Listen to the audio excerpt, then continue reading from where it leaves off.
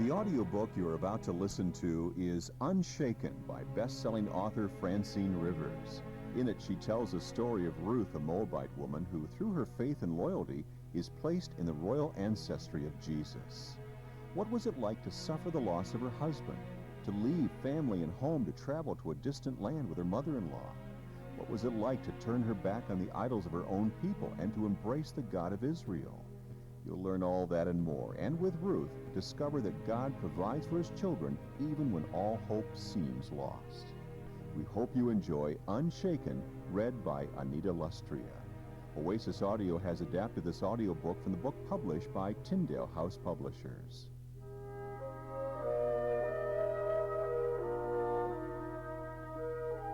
Ruth 1:1-4. In the days when the judges ruled in Israel, a man from Bethlehem in Judah left the country because of a severe famine. He took his wife and 2 sons and went to live in the country of Moab.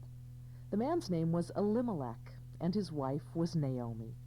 Their 2 sons were Mahlon and Chilion. They were Ephrathites from Bethlehem in the land of Judah.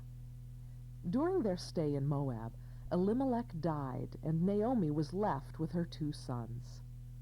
The 2 sons married Moabite women. One married a woman named Orpah, and the other a woman named Ruth.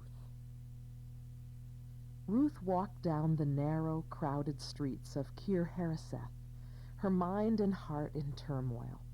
Her beloved husband, Mahlon, was dying of a lingering illness that had come upon him months earlier. She dreamed of living a long life with the man she loved, bearing his children, growing old with him. And now she suffered, watching him suffer. She grieved that there would never be children to carry on his name.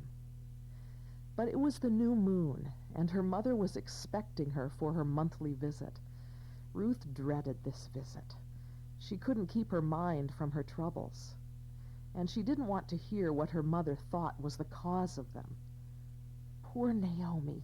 How could her mother-in-law bear another loss? 15 years ago, she'd lost her husband, Elimelech, and her younger son, Chilion, had died last spring. Would Naomi's faith in the God of Israel continue to give her peace, or would she finally crumble beneath the crushing grief of losing her last son? O Lord God of Israel, hear our cry. From the time Naomi had told her about the true God, she had believed, because she saw such peace in her mother-in-law. She and Naomi had spoken often of God, especially when questions had arisen in Ruth's heart, and the answers had always come down to trusting God, obeying him, accepting his will, knowing there was a purpose in what was happening even if they couldn't see it. But sometimes the pain seemed unbearable. O Lord God, don't let me be a burden to Naomi. Give me the strength to help her. When she reached her father's house, she took a deep breath, squared her shoulders, and knocked. It was difficult to enter her father's grand house with its expensive furnishings and not make comparisons to the humble abode of her husband.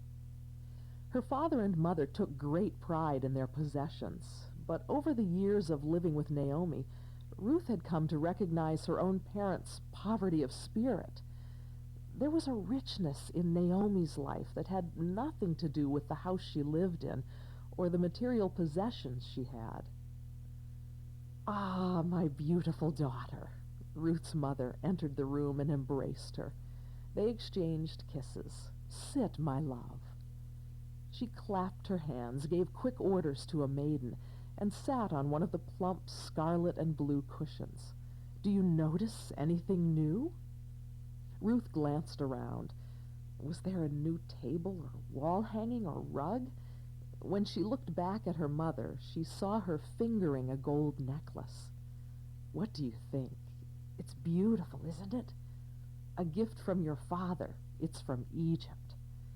"He's always been generous," Ruth said, her mind drifting back to Mahlon. "Oh, my darling, I'm so sorry you're going through this." Her mother reached out and placed her hand over Ruth's.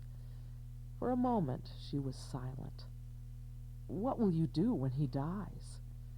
Ruth's eyes filled with tears at the blunt question. "I will grieve. I will comfort Naomi. Beyond that, I don't know, and I can't think about it now. But you must." "Mother," Ruth said softly in protest, and then drew in a sobbing breath as she covered her face. Her mother rushed on. "I didn't ask you here to cause you more pain. I know how much you love Malin. If your father didn't love you so much, he would have insisted you marry Chasm, and you wouldn't be facing such anguish now. Your father wants you to know that you're welcome to come home, and you know how much I'd love to have you here with me again, even if only for a little while. You needn't stay with Naomi if Malin dies. Come back to us." Ruth dropped her hands into her lap and stared at her mother through her tears. "After all Naomi has been through, could I leave her? My duty is to my husband's household, Mother. You know that. Naomi would be the first to tell you to return to us. Do you think she'll want to stay here when her last son dies? She will go home to her own people, where she belongs." The words cut into Ruth's heart. Her mother spoke as though Malin was already dead and Naomi best forgotten. "I must go, Mother."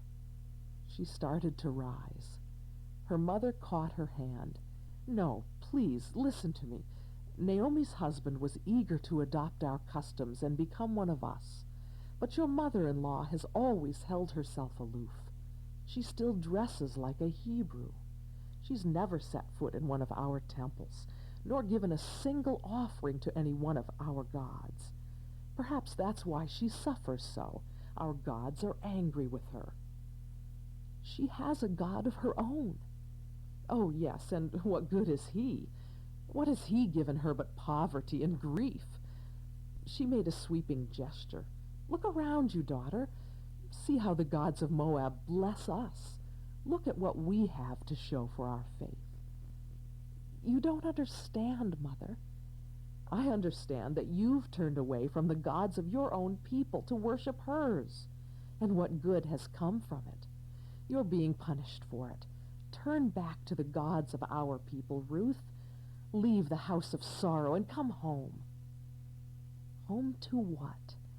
Her father and mother had never been content. The more wealth her father accumulated, the more he wanted. "We know you must stay with Malin to the end, Ruth, and we understand that you'll want to stay for a few weeks after that and comfort Naomi, fulfill your duty to her, then come home to us, my love." "I can't leave her, Mother." "But what about your own family? What about your father? And what about me? Come home, Ruth. Please come home to us. How can I bear to see you live in such poor circumstances when—" Ruth felt torn between her love for her mother and father and her love for Naomi and Orpah. "Malin, Naomi, and Orpah are my family, Mother, just as father became yours when you married him." When her mother's face crumpled in tears, Ruth embraced her. "You know I love you, Mother. I'll always love you, but I must do what's right." "This isn't right. You're throwing away your life." Ruth saw that her mother refused to understand. She drew back and stood. "Malin needs me. I must go." Her mother rose with her, weeping again as she followed her to the door. "Please consider carefully what you're going to do, Ruth. I beg of you. Don't throw your life away." She turned and embraced her mother quickly. "I love you," she said in a choked voice. "Tell father I love him too." She released her hold, turned away, and hurried out the door. Grief is deeper when the sun goes down and memories rise up with the moon and stars. The streets of Kir Hareseth were deserted now, everyone home and asleep, but Naomi's mind was whirring as she sat at the end of her pallet, her back against the cold stone wall of her small house. She felt alone, even though her two beloved daughters-in-law lay sleeping within a few feet of her. They were worn out with sorrow. Each had lost a husband, Orpah first, and then Ruth. But they would never experience the deeper grief of losing their children, for they had none. My sons are dead. My sons, oh my sons. Naomi wanted to scream out her pain, but for the sake of the young women sleeping nearby, held it in instead. It was dark now, so dark the night closed in around Naomi, bringing with it fear and doubt. The room echoed with her dead husband's voice. "We're going to Moab, whether you like it or not, Naomi. There's no famine there." "But Elimelech, we mustn't leave Bethlehem. It's our home." "Our home is turning to dust." "If we trust and obey God, He will provide. Are you blind? Look around you, woman. God has abandoned us." "Because you and others bow down to Baals."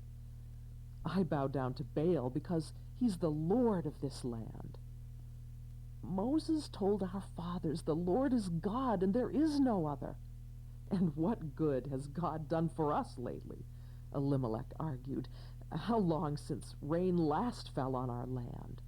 When was the last time our crops produced even a little more than what we need to fill our own stomachs?" "But you are saying it yourself, my husband. The Lord has provided what we need to survive." "I'm sick of hearing you say that.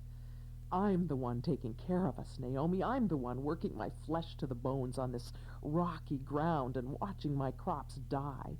Don't tell me God is taking care of us. Look at my hands. Look at the calluses and tell me it's God who takes care of you and our sons. God stands far off and watches while everything I own turns to dust. He's abandoned us. You're just a woman. What do you understand of these things? I'll do what's right in my own eyes." That same day, Elimelech had mortgaged the land he'd inherited from his father. He'd come home, packed their possessions on 2 donkeys, and taken Naomi and their sons, Mahlon and Chilion, away from Bethlehem. So she did what she felt she could do. She kept silent with her doubts, and she prayed. She prayed and prayed and prayed, and watched her life turn to ashes. Naomi looked at her daughters-in-law sleeping nearby. How strange they were her only consolation now, these young women she'd grieved over when first she heard about them. Foreign wives, the shame of Israel. Oh, how she had despaired.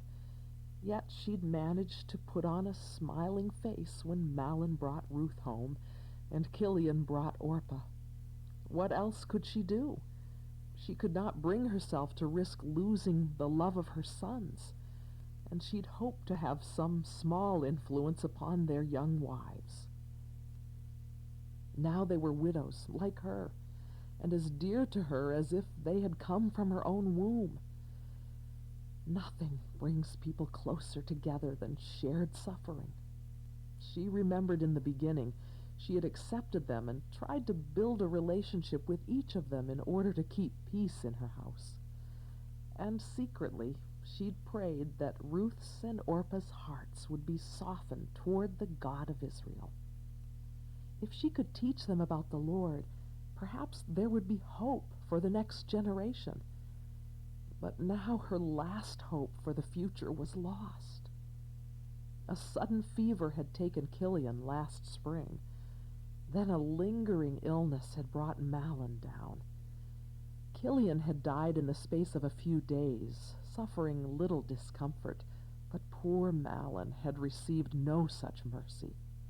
When he fell ill, the suffering went on and on. She could do nothing but watch her eldest son, the first fruit of Elimelech, be eaten alive by disease. Had it been only 22 days ago? Orpah had tried to comfort her and Ruth by saying Malin would be at peace now.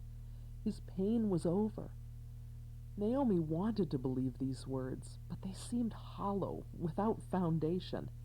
What did Orpah know of God? Naomi's sorrow was so deep that she felt paralyzed by it. Naomi hated Moab and Kir-Hareseth more with each day that passed. She hated these foreign people, and she hated herself for hating them. It wasn't their fault Elimelech, Kilian, and Malin had taken up ways displeasing to God. Men decide their own path, but it is God who judges, God who prevails. The sun rose, and Naomi wished she could close her eyes and die. Instead, she found herself alive and aware of what was going on around her.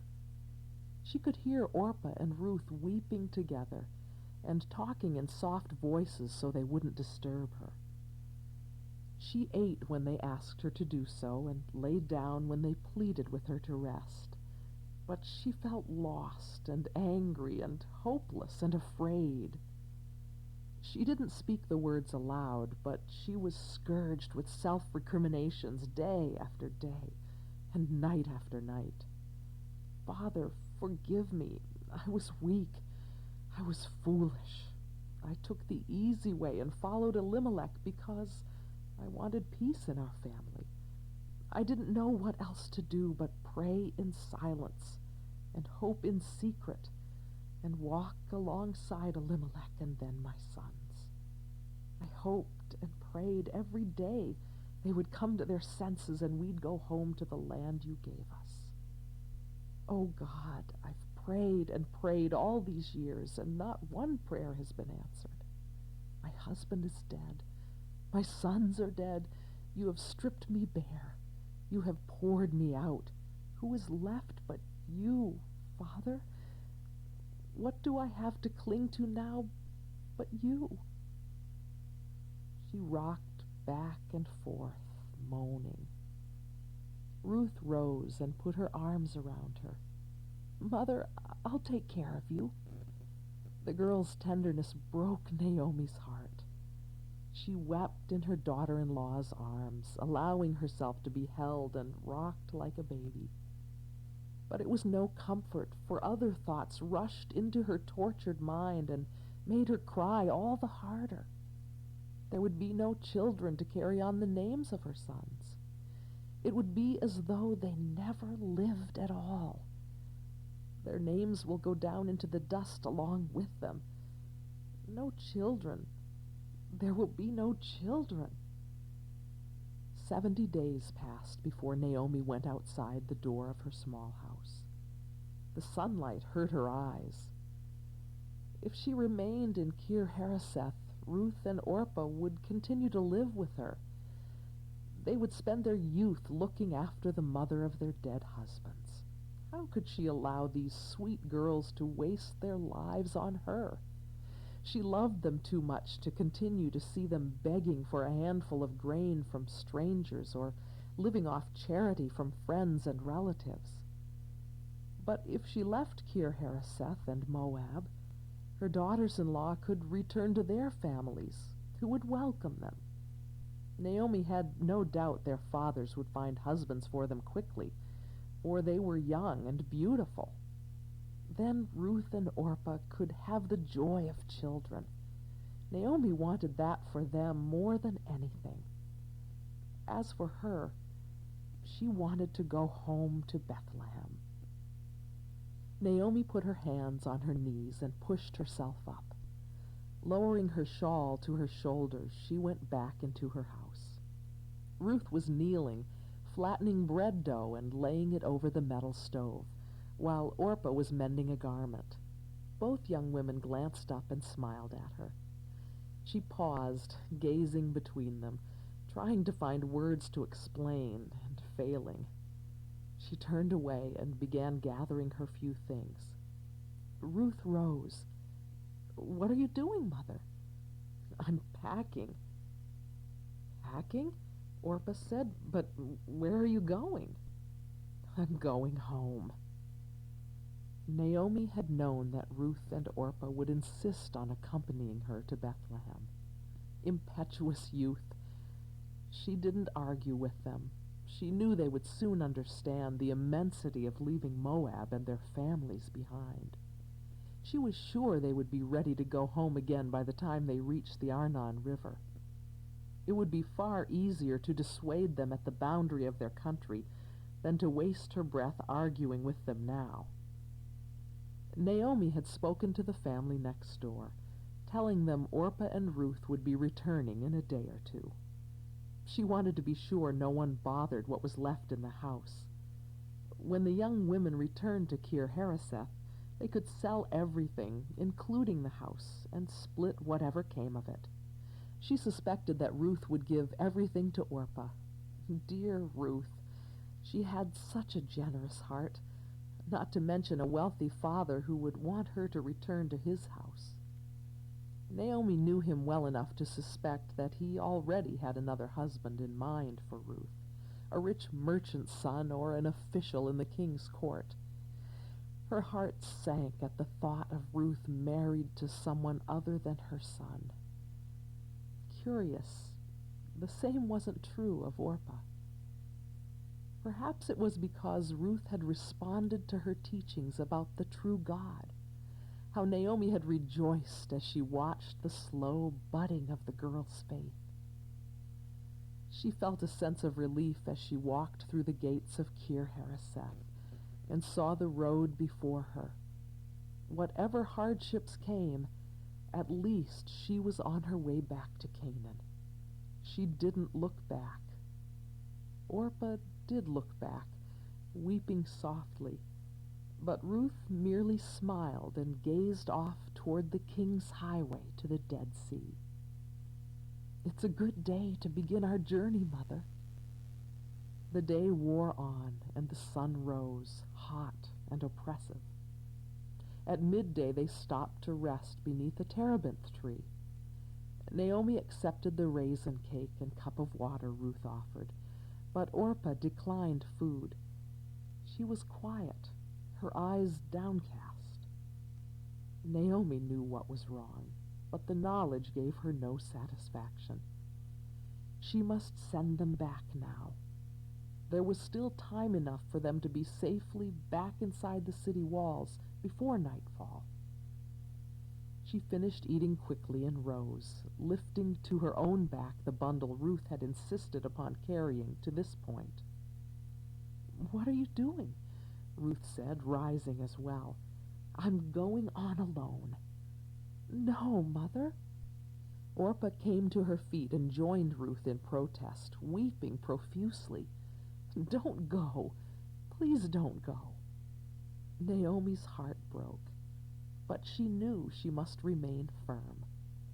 "Go back to your mother's homes instead of coming with me, and may the Lord reward you for your kindness to your husbands and to me. May the Lord bless you with the security of another marriage."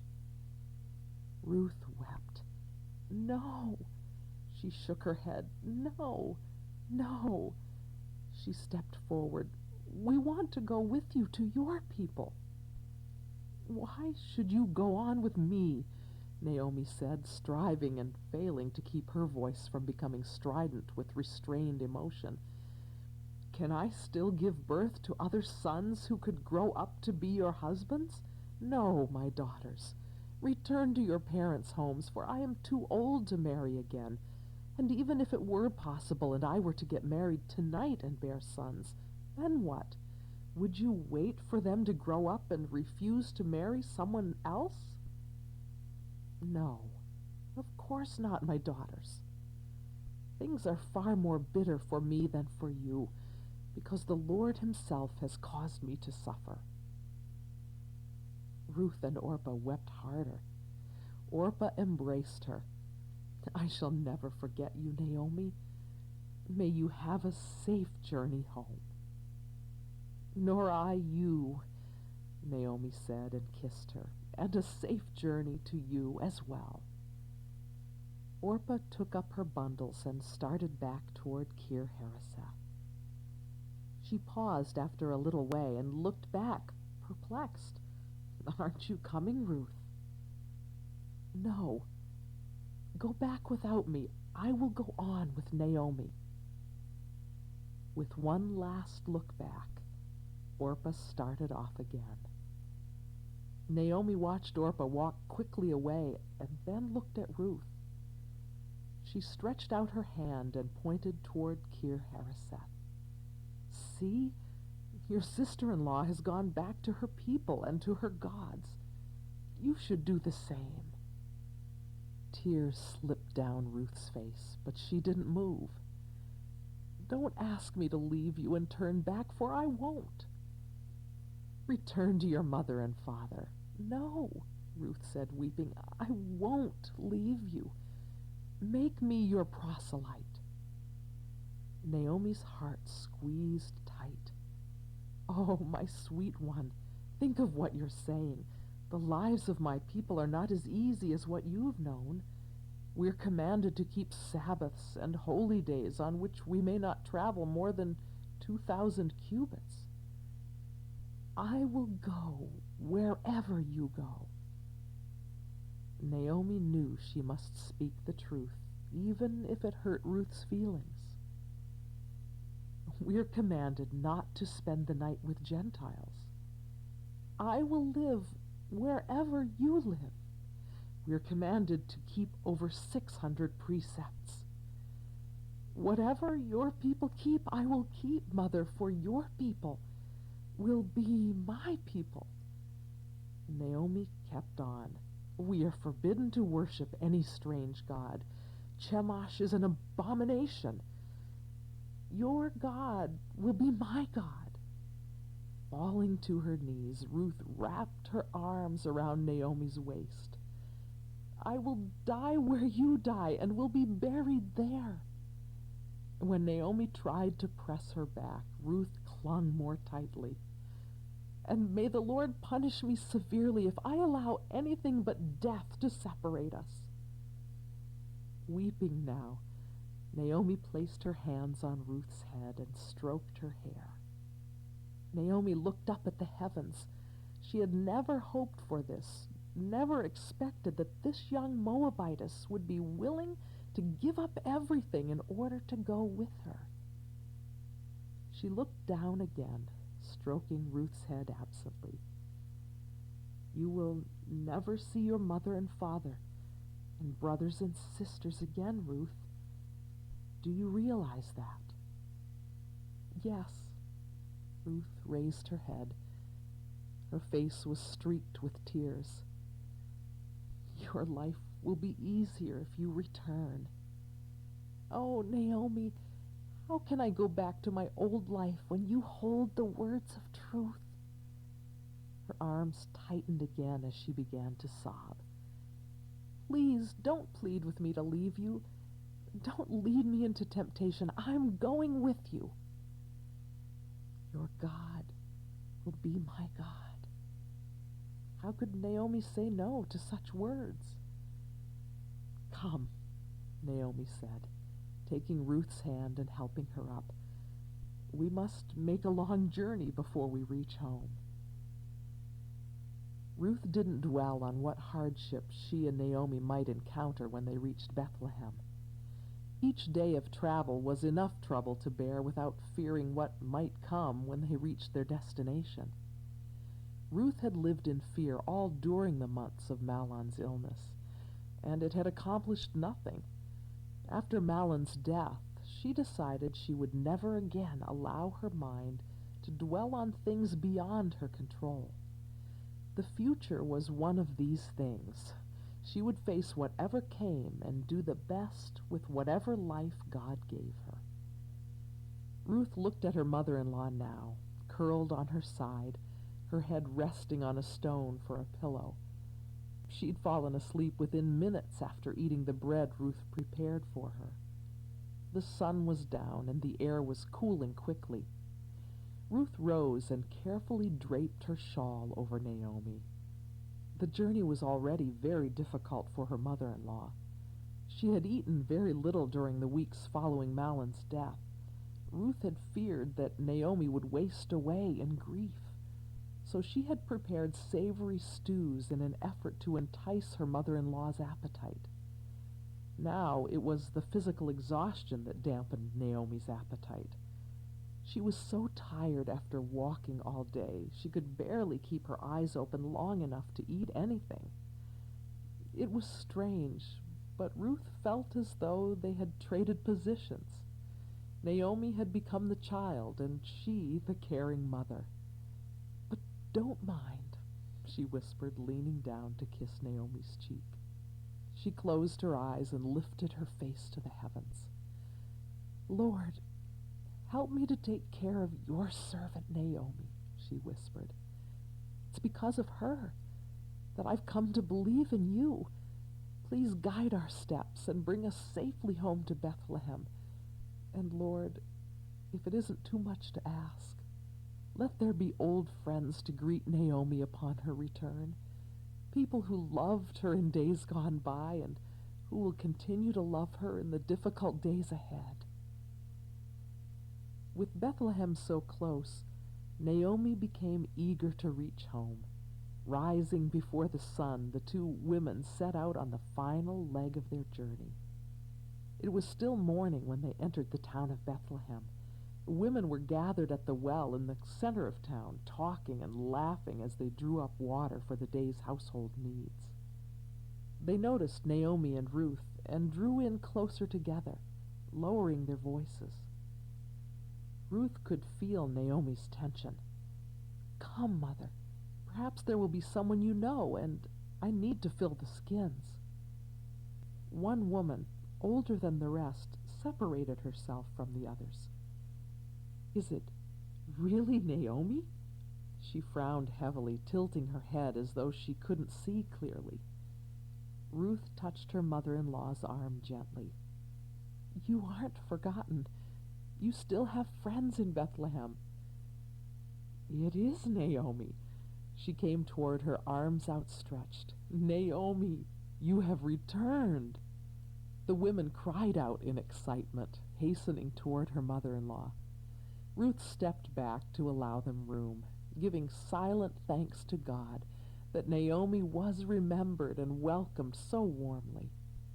Perhaps the enthusiastic greeting of these women would raise her mother-in-law's spirits.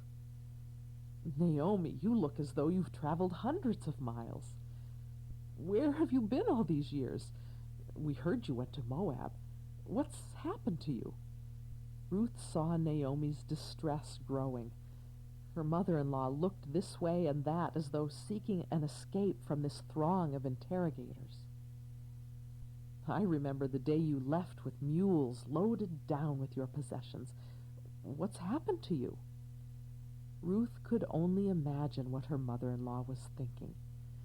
Naomi was home in Bethlehem, but she was destitute. She was among friends, but was clearly the object of their pity and curiosity. "Where is your husband Elimelech? Such a tall, handsome man." The women pressed in upon Naomi from all sides, asking questions that would only stir up the grief of recent tragedies. "You had sons. Where are they? Surely they haven't remained in Moab. Where are Mahlon and Kilian?" They were all speaking at once, their piqued interest focused on Naomi's misery. Ruth was not surprised or hurt because the women chose to ignore her. Naomi had warned her she would not be welcome.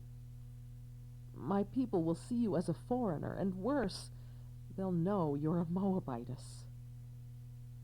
"Oh, Naomi," the women said, hearing about the death of Elimelech, Kilian, and Mahlon. "Oi, your sorrow is too much to bear." They seemed to withdraw slightly, embarrassed, uncertain. Were they afraid Naomi's misfortune might somehow be transferred to them if they offered her assistance? Ruth moved forward, edging her way through the women until she was close enough to Naomi to be seen. "Don't call me Naomi," Naomi cried out. "Instead, call me Mara, for the Almighty has made life very bitter for me." She began to weep and wail. "I went away full, but the Lord has brought me home empty. Why should you call me Naomi when the Lord has caused me to suffer, and the Almighty has sent such tragedy?" Perhaps the women had been too long separated from Naomi to share her grief. Though offering words of sympathy, they seemed ill-equipped to comfort her. They stood uneasy, looking at one another, distressed and silent. Ruth moved forward again, and when Naomi's gaze fell upon her, relief flooded her mother-in-law's face. "Ruth, oh my Ruth, come here to me." As Ruth pressed her way forward, the women moved back from her, drawing away so she wouldn't brush against them. They no longer ignored her, but stared openly, contemptuously. Heat poured into Ruth's cheeks. "This is my daughter-in-law. This is Mahlon's widow, Ruth," Naomi said, taking her hand. Ruth could feel how Naomi was shaking. Was this the moment her mother-in-law had most dreaded? Introducing her Moabitess daughter-in-law to her friends? Was Naomi ashamed of her? She was all the proof these people needed that at least one of Naomi's sons had turned away from God and taken a foreign wife. Ruth was filled with sorrow at the thought of causing her mother-in-law more grief. "She's a Moabite." The words came out like a curse.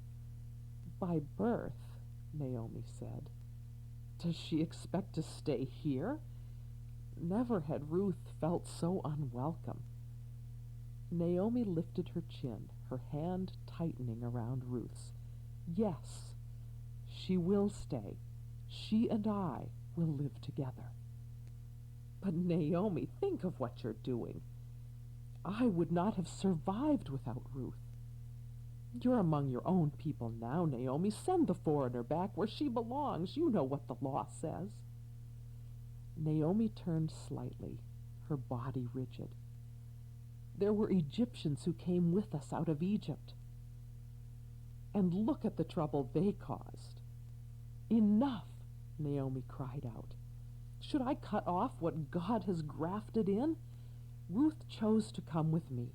She turned her back on her mother and father and her brothers and sisters, all she has ever known, to come to Bethlehem and worship God with me."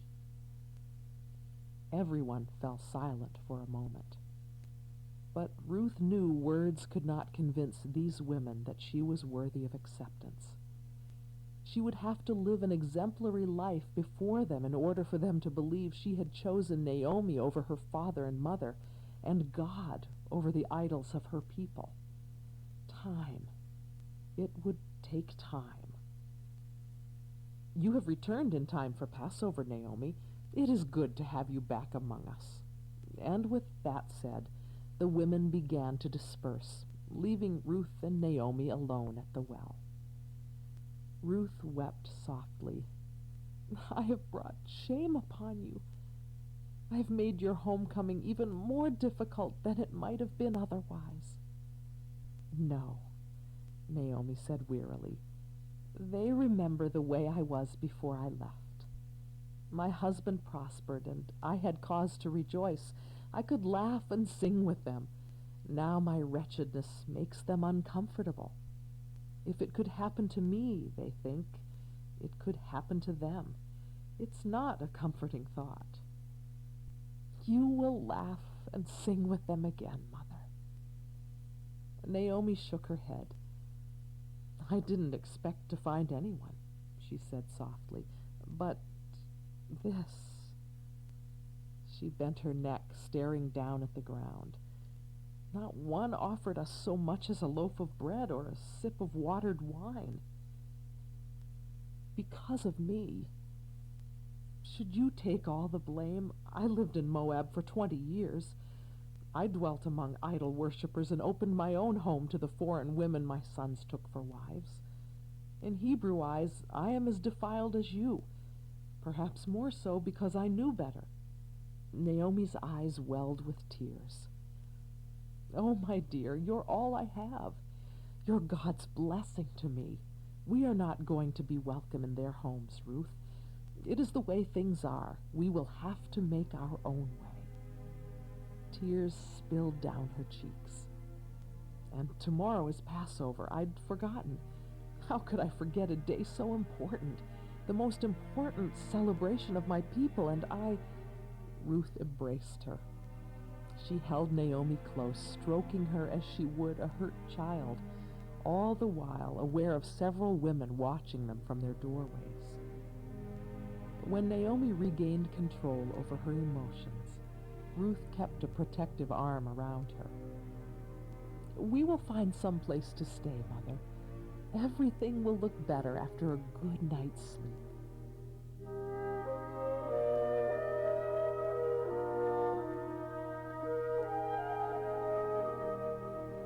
To continue with Side 2, please turn over this cassette.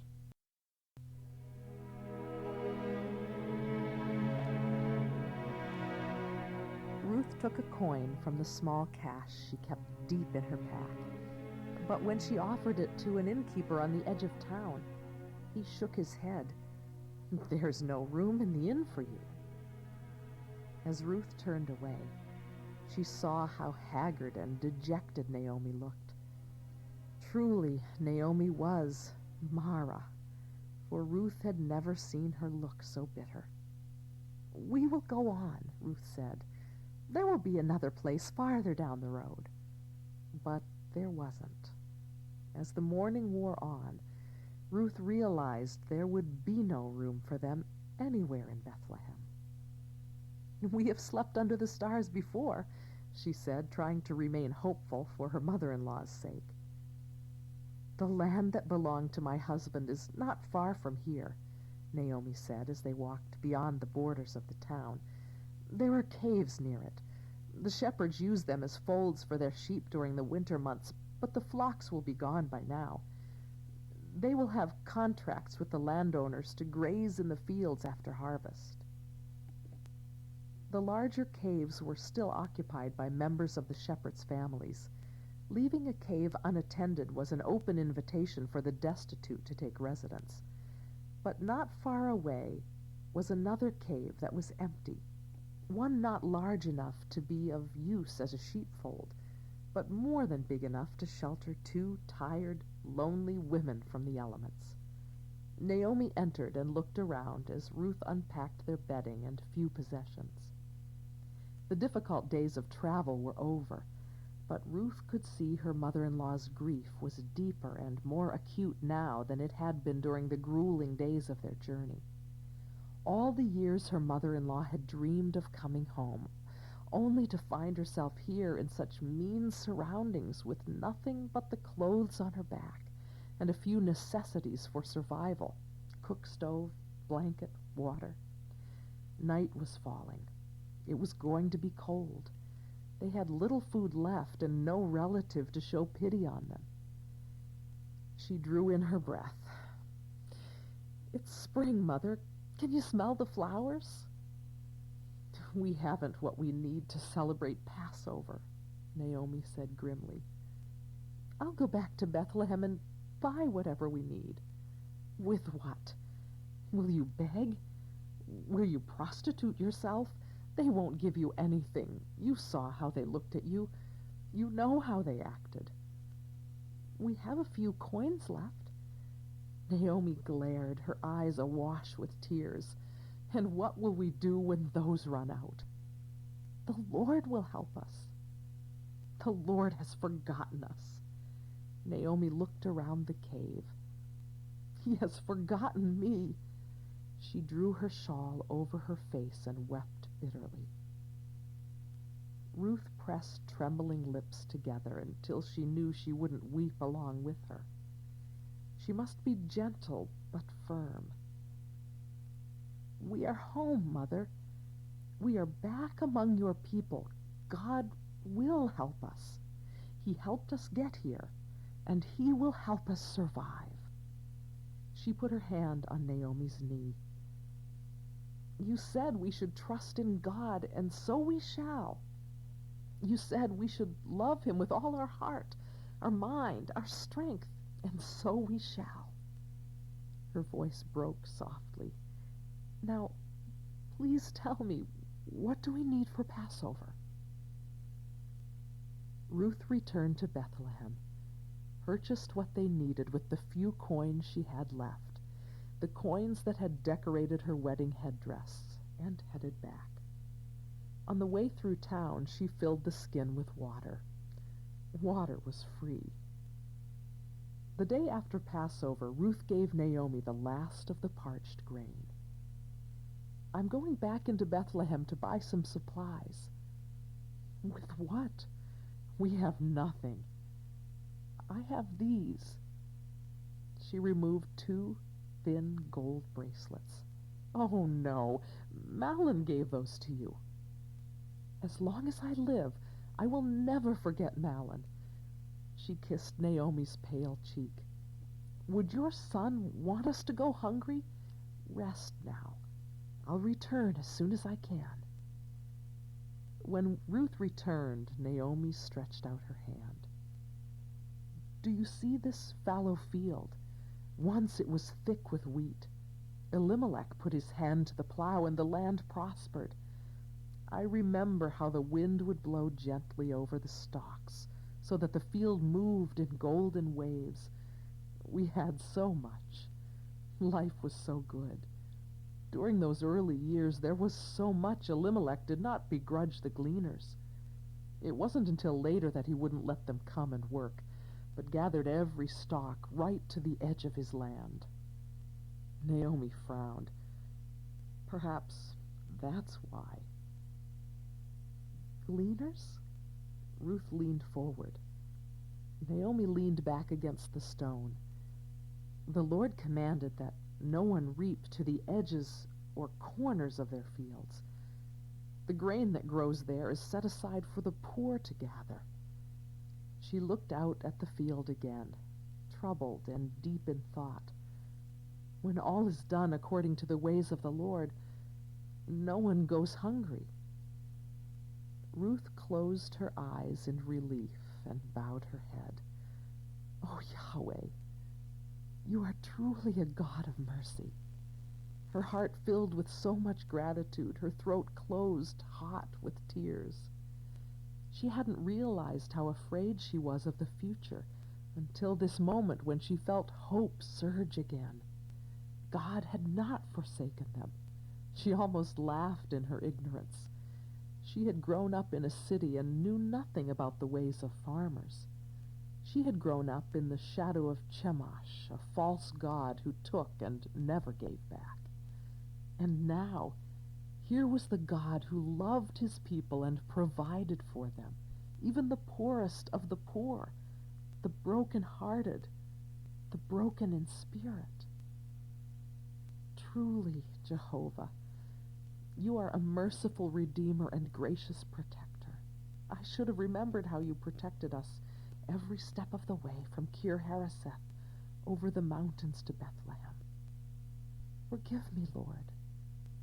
Forgive your foolish handmaiden. How could I have believed you would bring us so far only to let us starve? Smiling, Ruth lifted her head and filled her lungs with air, her heart swelling with gratitude and a strange sense of complete freedom. The day after the Feast of First Fruits, Ruth rose and asked Naomi for permission to go out into the fields and gather leftover grain. "Not everyone will welcome you, Ruth," Naomi said, alarmed. "But the law allows." "Not everyone heeds the law. My own husband and sons. I must go, Mother. This is the only way." Ruth embraced and kissed her. "I will pray that the Lord protects me, that he is a shield around me." She smiled into Naomi's frightened eyes. "Perhaps God will lead me to the field of some kind man who will allow me to glean the free grain behind his reapers. Pray for that." "All right, my daughter, go ahead." Naomi finally relented. Ruth walked along the road and entered the first field where reapers were at work, but she didn't stay more than a few minutes. Another gleaner hurled a stone.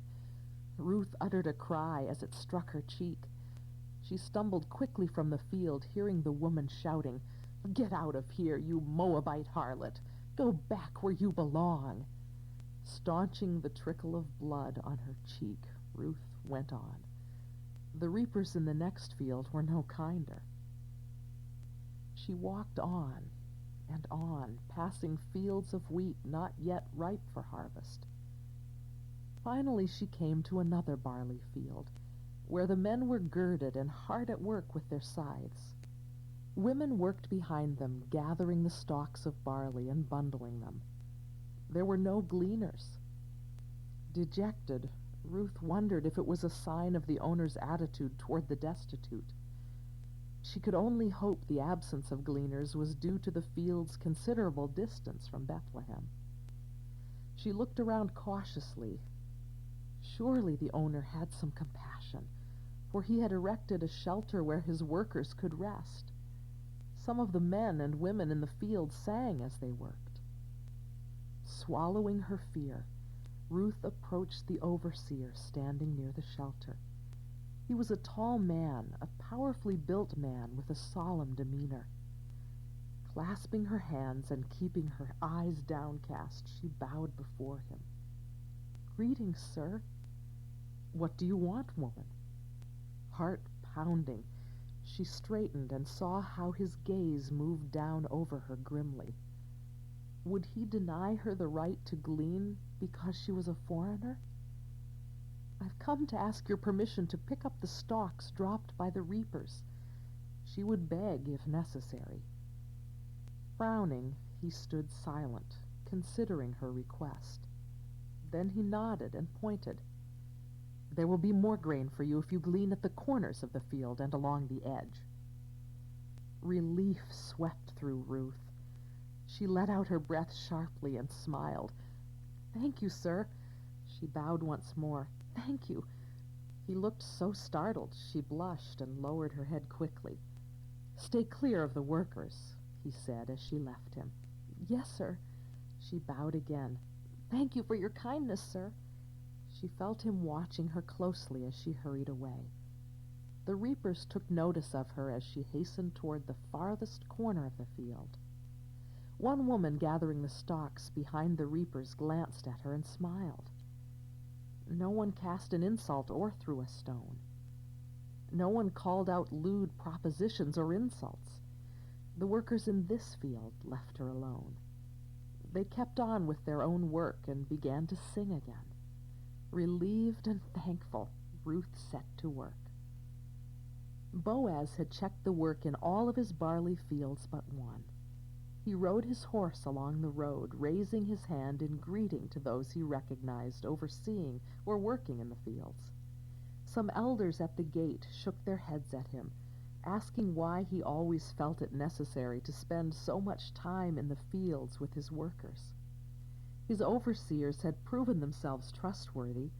Why not leave the work to them and sit and talk with those of his station?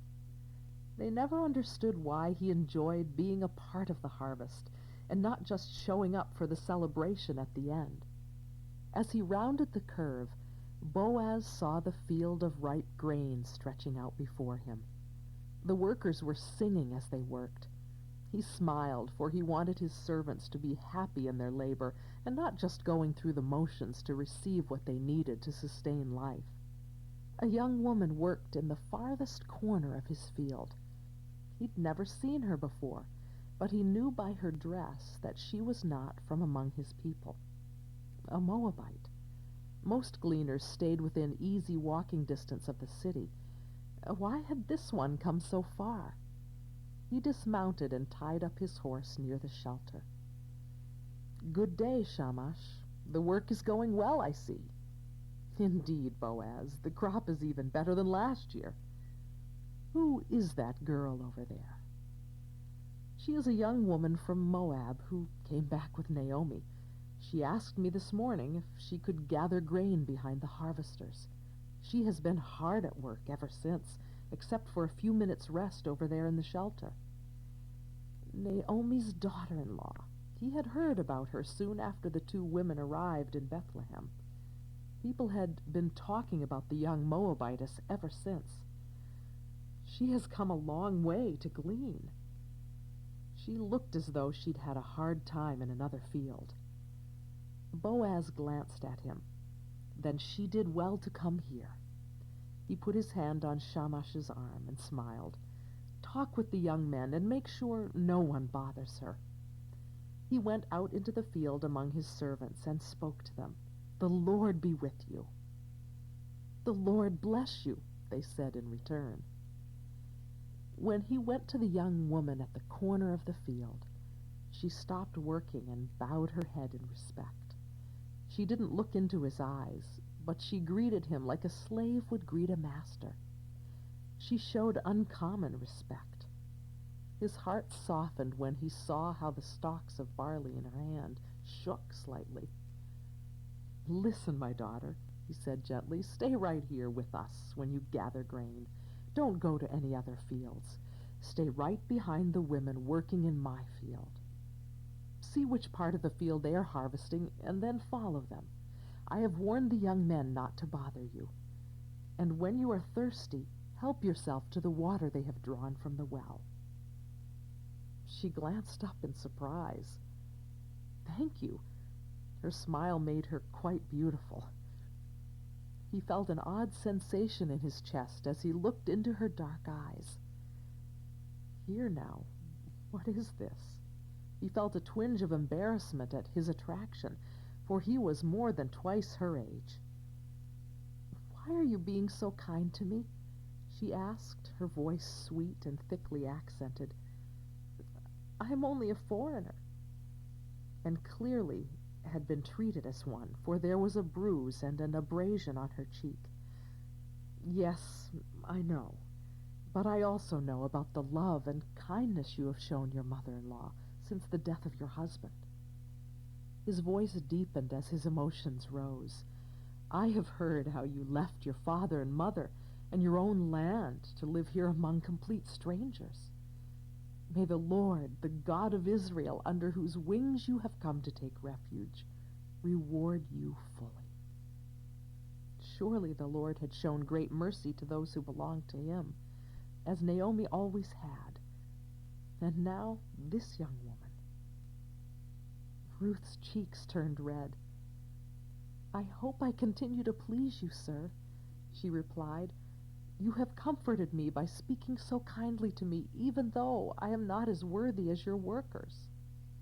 Noticing the bruise again, he asked gently, Did someone hit you? She frowned slightly and then looked startled. She raised her hand instinctively to cover the mark and lowered her head as though to hide it. Only a small stone, no great harm done. I suppose it's to be expected. As though that would excuse such treatment. It had better not happen in my field, he said darkly. Oh, it didn't happen here, she said quickly. No one has bothered me since I arrived. Boaz felt shame that any of his neighbors would treat her so cruelly. Be at ease among us, Ruth. You're safe here. He left her to work, thinking as he walked away that young Malin had shown uncommon wisdom in choosing a girl like this one to be his wife. Not all foreign women were a curse on Hebrew men, drawing them away from the true God into lustful pagan worship. Some foreign women had been grafted in among God's chosen people because of their great faith. His mother Rahab had been such a woman. She'd welcomed 2 Hebrew spies into her house in the wall of Jericho. Unashamed, she had boldly declared to them her faith in Yahweh, the God of the Hebrews. She'd risked her life to be aligned with God and his people. One of those spies had been his father, Salmon, and God had blessed both his parents, for they had loved one another throughout their lives. Nevertheless, God had warned his people against the miseries of yoking themselves to foreigners. Men were too easily seduced away from God by the wiles of women. But what constituted a foreigner? Surely this young Moabitess was one of God's people.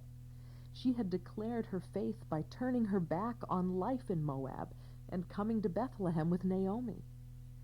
This girl was like his mother, who had been a standing stone of faith among a mountain of loose gravel.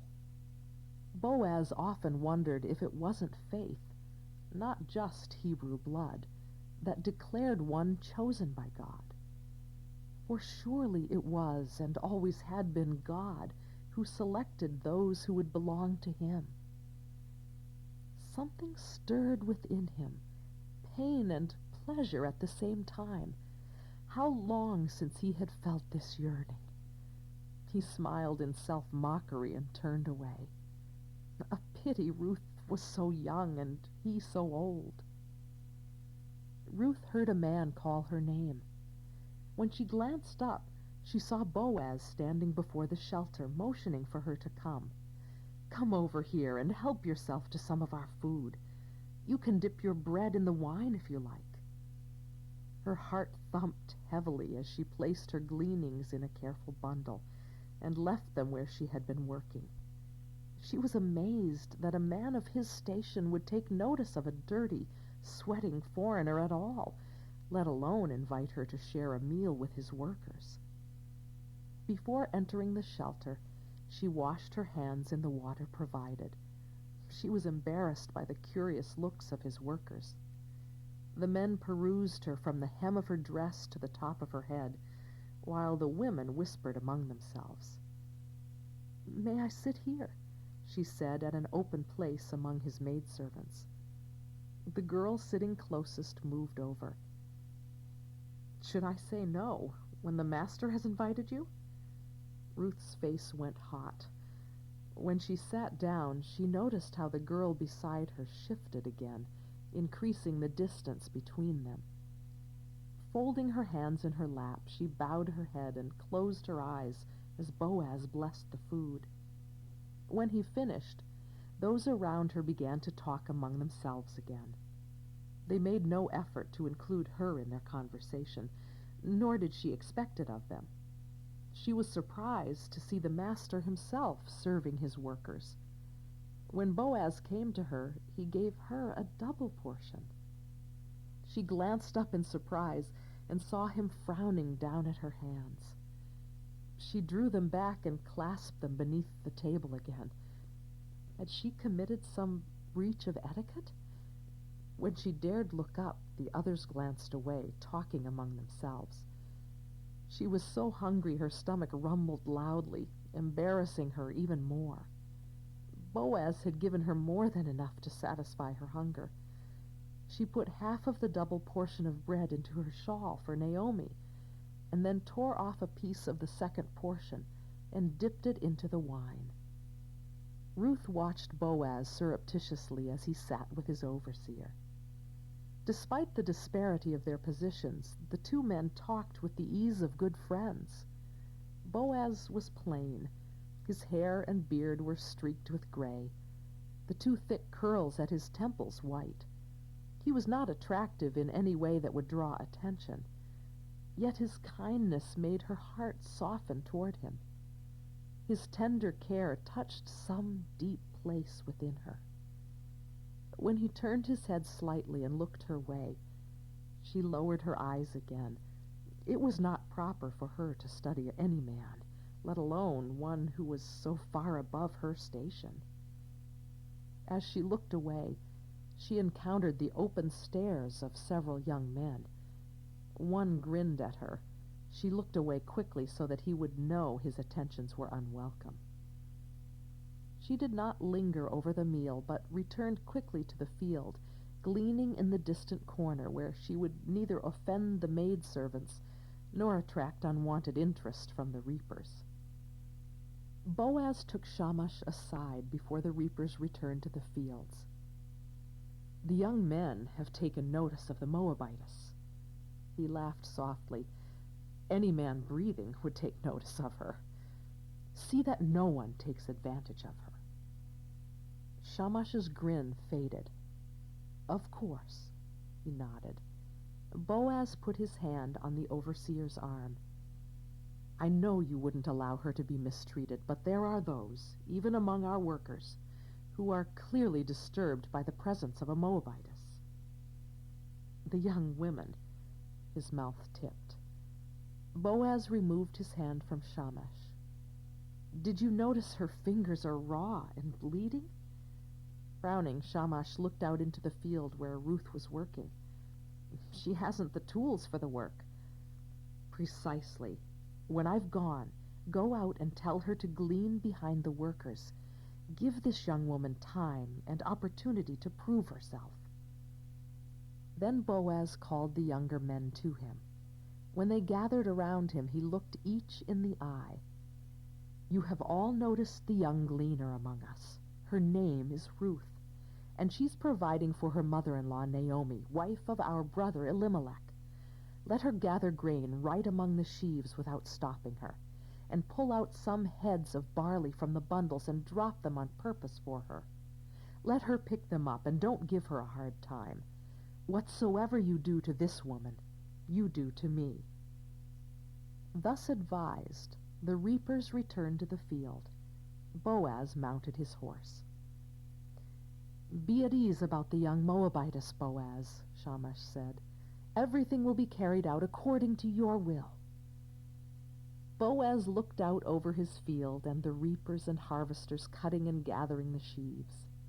He loved those who belonged to him, and he wanted them to behave with honor toward those less fortunate. Ruth worked alone. "Perhaps God will shine his countenance upon her and give her a young husband from among our people." He looked down at Shamash and smiled. "May God be with you, my friend." Shamash smiled. "And with you, my lord." As Boaz rode away, he kept his eyes straight ahead on the road back to Bethlehem, refusing himself the pleasure of looking back at the young Moabitess working in his field. Instead, he thanked God for giving him the opportunity to help her, and thus help another who mattered greatly to him. Sweet, vibrant Naomi, the girl he had once sought for his wife. Ruth straightened and watched Boaz ride away. "Lord, please bless this man for his kindness toward me and my mother-in-law. Give him joy in his old age." Smiling, she bent to glean again. The overseer came out to her. She paused in her labor and inclined her head in respect. "I'm to give you instructions from Boaz," he said. "You are to glean among the workers. They won't bother you." She looked off toward the road down which Boaz had ridden. "I've never known anyone so kind." "There are few like Boaz," his mouth tipped ruefully. "The Lord brought you to this field, and may the Lord continue to watch over you." He nodded toward the other workers. "Go and join them." "So much!" Naomi exclaimed, rising as Ruth entered their dwelling place and lowered the bundle of grain from her back. The girl was smiling brightly, her eyes aglow. "Where did you gather all this grain today? May the Lord bless the one who helped you." "I've been saying prayers of thanksgiving for the man all the way home, Naomi. His field is some distance from the city." Naomi didn't ask why Ruth had ventured so far, seeing the bruise on her cheek. She was afraid she knew the answer. "What was the landowner's name?" "The man I worked with today is named Boaz." Naomi put her hand to her throat. "Boaz?" "Yes, Boaz." Ruth took the bread she had saved and handed it to Naomi. "He invited me into the shelter where his maidservants and reapers ate the midday meal, and gave me a double portion." She held out a piece of bread. "I've never heard of a man in his position stooping to serve his workers." Naomi took the bread with trembling fingers. She hadn't given a thought to Boaz when she returned to Bethlehem. She had forgotten all about him. Or maybe the truth was that she had deliberately put the man out of her mind. Just thinking about him made her cringe with shame. Many years ago he had come to her father and made an offer of marriage for her. How she had carried on as soon as he left the house. How she'd wept and pleaded that her father accept Elimelech instead. "But he hasn't even offered for you," her father had said, red-faced with anger. He will. His sister told me he has spoken to his father about it. Boaz is a man of unquestioned virtue, my daughter. Indeed, but he was not a man to make a girl's heart beat with love. She wanted a tall husband, ruddy and handsome, with laughing eyes and winning ways. She wanted Elimelech. His name meant, my God, a king. Surely that was an indication of his character. The love she saw in Boaz's eyes had embarrassed her. She had been impatient with his attention, repulsed by it. She had known none of those reasons would sway her father against Boaz. But one thing would, a fact he seemed to have forgotten. Boaz has unquestioned virtue, father, but questionable blood. His mother was Canaanite and a prostitute. Naomi lowered her head and closed her eyes tightly. Oh, Lord God, that Boaz of all men should be so kind. What shallowness she had shown toward this man, and to look down upon his mother, who had proven herself a woman of such strong faith. Unthinkable, unpardonable. Yet, despite Naomi's sins against him, Boaz welcomed Ruth and poured a double blessing out for her. Praise the Lord for a man like that. May the Lord bless him, she said, her words choked with tears. She deserved his condemnation, but received his compassion. She hadn't recognized his worth when she was young, but life had taught her hard lessons. She was older now, and far wiser. A tiny spark of hope came to life within her. Raising her head slowly, she looked at Ruth. He is showing his kindness to us as well as to your dead husband. She saw confusion in the girl's eyes. There were so many things yet to teach her about Hebrew ways and the law. What would be her response if she were to tell Ruth the fullness of Boaz's obligation to them? Would Ruth respond the same way she herself had all those years ago, seeing only the outer shell of the man and not his lion heart? She had never known a man to be more bent upon pleasing God than Boaz. Sadly, a young woman's heart was not often won by a man's character. That man is one of our closest relatives, one of our family redeemers, Ruth. No wonder he was so kind to me.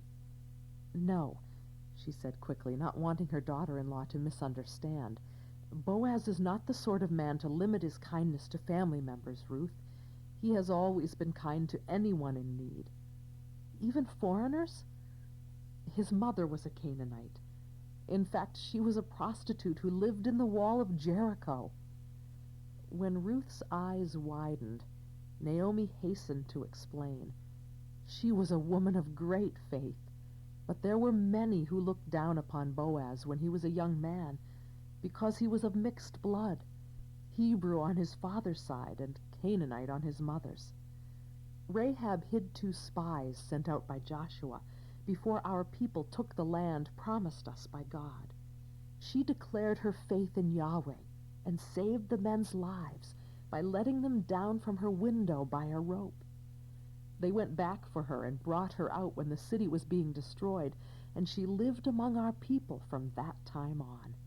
One of the spies took Rahab as his wife. Then perhaps Boaz was kind to me for his mother's sake. Naomi was certain that was not the only reason. He would understand better than anyone that God calls whom he chooses. If God had called Rahab to be of his own people, then he could call a young Moabite widow as well. She leaned forward. Did he say anything else to you? Had Boaz mentioned her?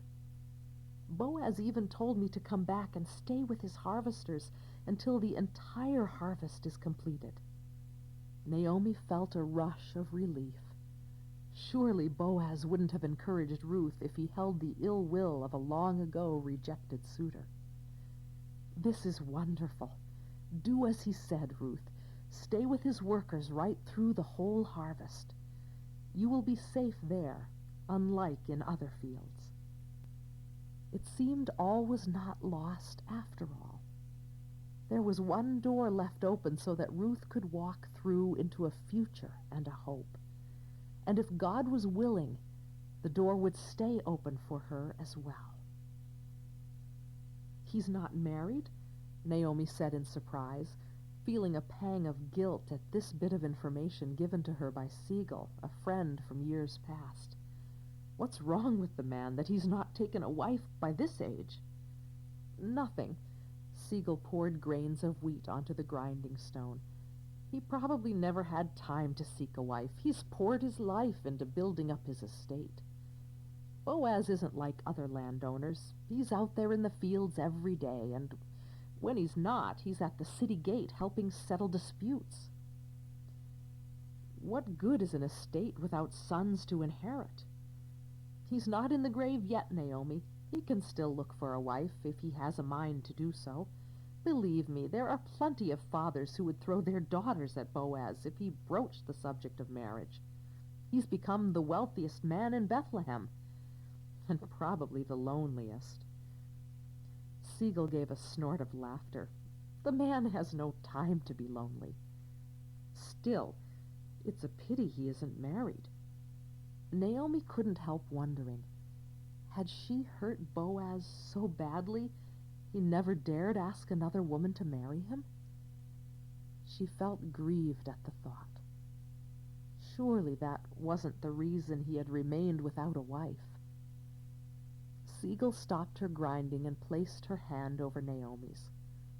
I thought of you many times over the years. Tears filled Naomi's eyes. I longed for home every day I was gone. She drew in her breath and released a contented sigh. But for all that, the Lord blessed me with Ruth. Truly, Siegel said, she loves you as though you were her own mother.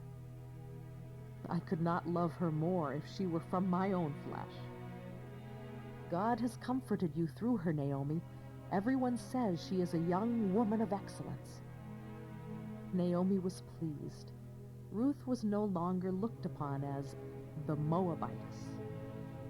Surely the Lord himself had seen that her virtues had not gone unnoticed by those who dwelt in Bethlehem. The question remained, had Boaz noticed?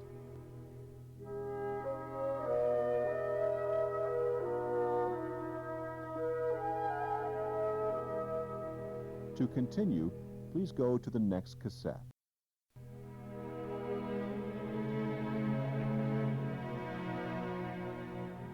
Boaz came by the barley field every day to see how the work progressed, and every day he took cautious notice of the young Moabitess working close behind his reapers. He didn't speak to her, concerned that his attentions might cause his workers to gossip. When he stayed to share a meal with his workers, he made sure he kept his gaze away from the young woman. Never had he found anything more difficult to do. The barley harvest was over, and the wheat stood tall and ripe, ready for the reapers. In another few weeks, all the grain would be harvested. Had Ruth gleaned enough to carry herself and Naomi through the year? He knew they lived in the cave within the boundaries of Bethlehem. Elimelech had owned the field near it. But did they have enough stored to carry them through until next harvest? Boaz looked out at the workers. Has the young Moabitess made any friends among our people? He asked his overseer. All of them look upon her with respect and admiration. That was not what he'd asked, but Boaz understood the implication.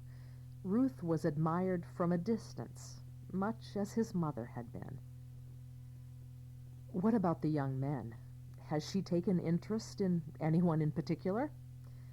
She never leaves the company of the maidservants. She pays no attention to the men. Unlike some of our other women, I've never seen Ruth do anything to draw attention to herself. She comes early to the field and works late, and she seems content with the work. I hear her singing with the maidservants." Shamash smiled. "She always asks me to extend her thanks to you.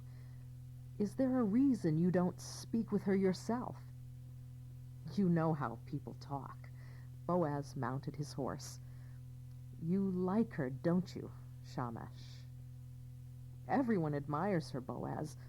I've never known a young woman more worthy of praise. I haven't heard a word said against her, even in the city." Shamash looked out at the young woman working in the field. She would make a good wife. Boaz felt a pang of discomfort. Was Shamash falling in love with Ruth? Boaz didn't like the sinking feeling in his stomach. Should he begrudge another man happiness? Who knew better than he that a man alone was often lonely, even among friends? "A good wife is worth more than her weight in gold, Shamash. She is a crown on her husband's head. The young woman out there would bring honor to any man." He saw Ruth look up and averted his gaze. He was startled to find Shamash staring at him with an odd smile. Frowning slightly, Boaz gave a nod. "May the Lord bless you in your endeavors, Shamash." Shamash bowed. "And may the Lord grant you your heart's desire, Boaz." It was a long ride back to Bethlehem. Boaz gave charge of his horse to a waiting servant and talked with the elders at the gate. He was occupied with various disputes and business affairs of the city until he saw the maidservants returning to the city. His pulse quickened when he saw Ruth among them. She was walking along the road with his girls, listening and smiling over their carefree chatter, but not joining in. He was startled when he saw Naomi pass by. She went out the gate to meet her daughter-in-law. They kissed one another in greeting and talked briefly as the other young women walked through the gate into Bethlehem. When Ruth and Naomi turned toward their humble home, Ruth glanced his way. She smiled and bowed her head respectfully. Naomi was looking at him. He looked away from the two women and forced himself to listen to the elders. What fine point of the law had they been discussing? Closing his eyes for a moment, he pretended to be deep in thought, when in truth he was trying to calm the wild gallop of his heart. Naomi had cause for hope. Today she had stood just inside the gate waiting for Ruth. Boaz hadn't noticed her there, but she had been in a good position to watch the man. Oh, how his head had come up as his maidservants returned. She knew the moment he spotted Ruth. "Does Boaz come often to the field?" "He came 4 times this week and 3 times the week before that." "Oh," Naomi thought with a deepening satisfaction. "The girl keeps count of the landowner's visits. That was a good sign. Does he speak with you each time?" Ruth shook her head. "He hasn't spoken with me since the first day, when he gave me permission to glean. He's a very busy man." "Ha! Not so busy he couldn't show you a little courtesy." She watched Ruth closely to see her reaction to such talk and was satisfied when Ruth protested. "Oh, Mother, no. Boaz has shown me courtesy beyond measure. Was it not Boaz who made my work easy by telling his reapers to drop grain for me to glean? We're both indebted to him for his kindness. Every grain of barley and wheat we have is due to his kindness." "You like him?" Ruth lowered her eyes. "No more than all those who work in his fields." She sat at the mouth of their cave, gazing out at Elimelech's fallow field. "I wonder why he never married, Mother. How is it God has blessed this man with such prosperity but not given him a wife and sons?" Naomi smiled to herself. Ruth saw past the plainness of the man to the lion's heart of faith that beat in his breast. Why not test her a little more and see if her compassion could not be refined into tenderness of another kind? There was never anything in his appearance to commend him. When Ruth glanced back in surprise, Naomi hastened on. "A pity he is so homely." "He He's not handsome the way Malin was, but I don't think he's homely. Did you find him the least attractive when you first saw him? Ruth blushed. I never considered. She shook her head. Surely you're not saying you think Boaz ugly? Would I call a man ugly who puts grain in my hands? May it never be, but I won't pretend to be blind either. Boaz is a good man, a man who lives the law and doesn't just preach it. But he's wanting in the assets that would win a girl's heart. He has dignity and character. Was it dignity and character that made you fall in love with my son? If Malin had been plain, short, and thin, would you have been attracted to him? Malin was more than a handsome face, Mother. You know that as well as I. We aren't talking about love growing in the bonds of marriage, my dear. We're talking about what you thought the first time you saw Malin striding along the streets of Kir Hareseth. God was merciful to my son. At least Malin knew the love of a good wife. She shook her head. Poor Boaz. She clucked her tongue. He has no one, and it's too late now. Ruth looked troubled. Why should it be too late? He's old. Oh, Naomi, Ruth laughed. You were telling me yesterday that Abraham fathered Isaac when he was 100 years old, and Boaz can't be more than half that age. What a jewel Malin had received in this girl. If only Malin had given her a son, Naomi would not have so many worries. As it stood now, Malin's name and the name of Elimelech would die out. Naomi couldn't sit by and let it be so. Naomi prayed fervently. She set her grief aside in favor of her love for Ruth and a desire to see her daughter-in-law settled somewhere better than in this cave. Naomi knew it was time she stopped grieving and started to live again, no matter how painful the effort. Boaz was attracted to Ruth. Anyone who bothered to study the man would know. Naomi also knew him well enough to realize he wouldn't speak up and make any attempts to win her. The man's hair would go white and fall out entirely before he allowed his feelings to show openly. And Ruth would go on dedicating her life to providing for her poor old mother-in-law. She would work until her back was bent and her womb dry. She'd slave away until Naomi had gone the way of her ancestors. Then what would happen to the poor girl? Should Naomi sit by and watch Ruth dedicate her life to gleaning rather than running a household and raising up children for the Lord? Should she do nothing about Ruth's future? Wasn't it a mother's place to stoke the fires a little? Who else but her and God would care about the future of this precious young woman? So, Lord, what are we going to do about her? How do we shake up that quiet old man and get his blood moving again? If we wait on him, what chance is there? When the harvest came to an end, Naomi knew the plan had to be put into action now or never.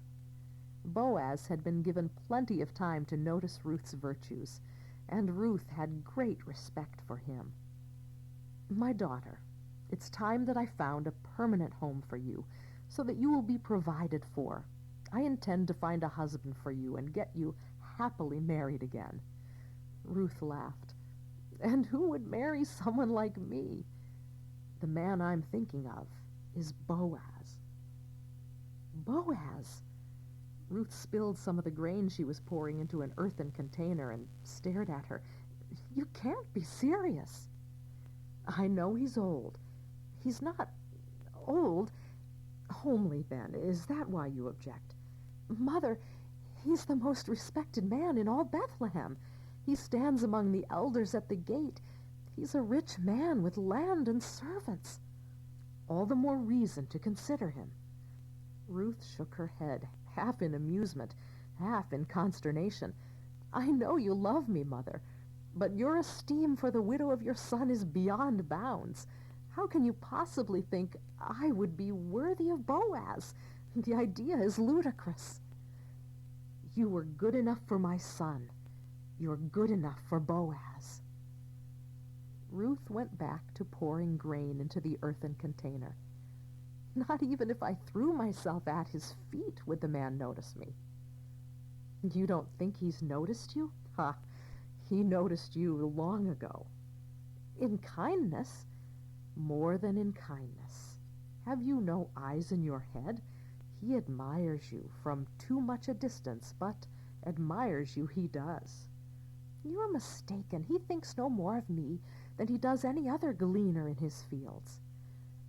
I've made it my business to study the man's manner around you, Ruth. Shouldn't I look out for your future? His eyes tell the whole story when he sees you returning from the fields. He greets me in the same manner he does all his maidservants. God be with you, he says. Do you think a man in his 50s can court a young widow from Moab without tongues wagging? The women would think you a harlot and him an old fool, and the men, well, we won't talk about what they would think. Boaz won't show himself under any circumstances other than those called upon by our law. Leaning forward, Naomi clasped Ruth's hands and smiled broadly.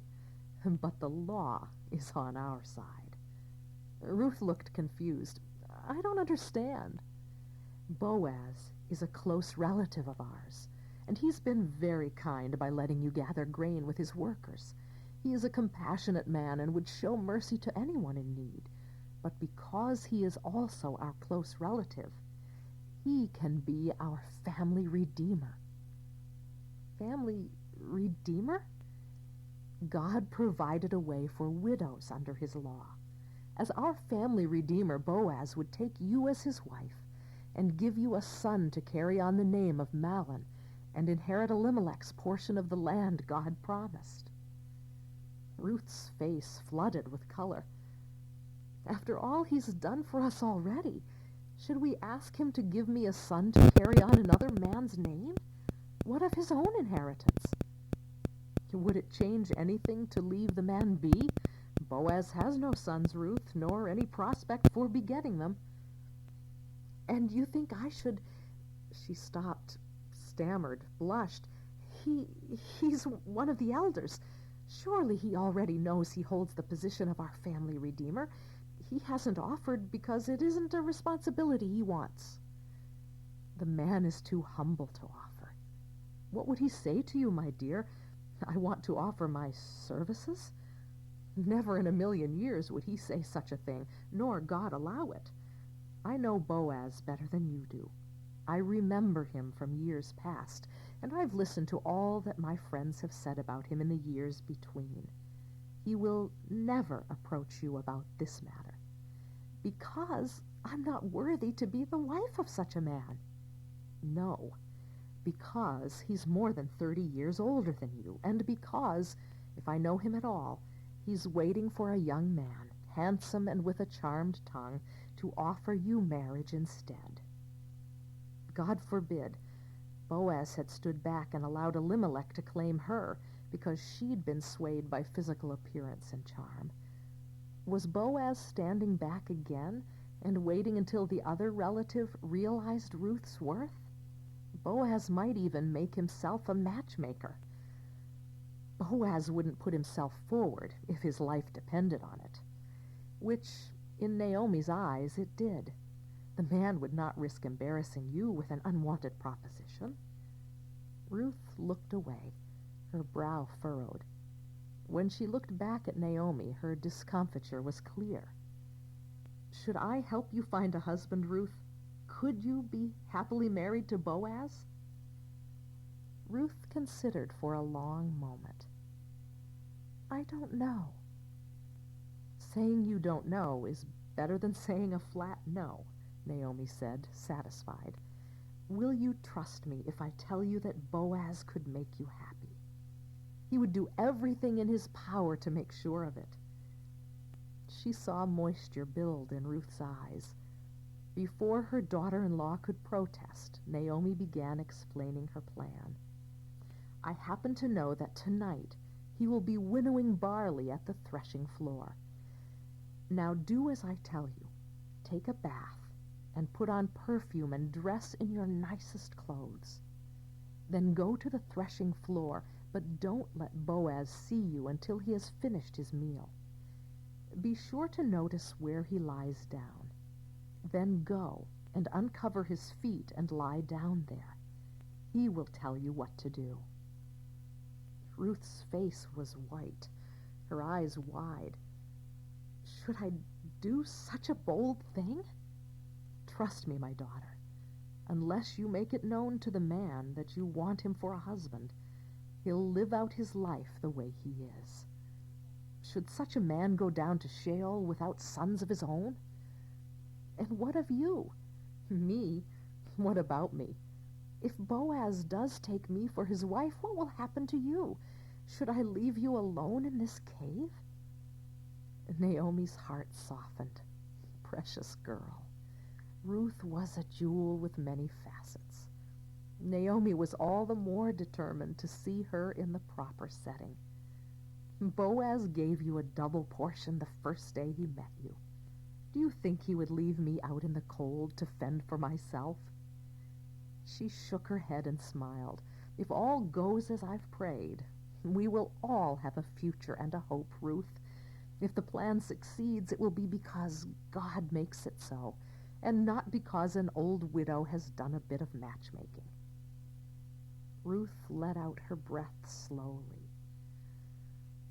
"All right," she said slowly, and inclined her head. "I will do everything you say." Ruth sat some distance from the threshing floor and watched Boaz sing, laugh, and drink with his servants.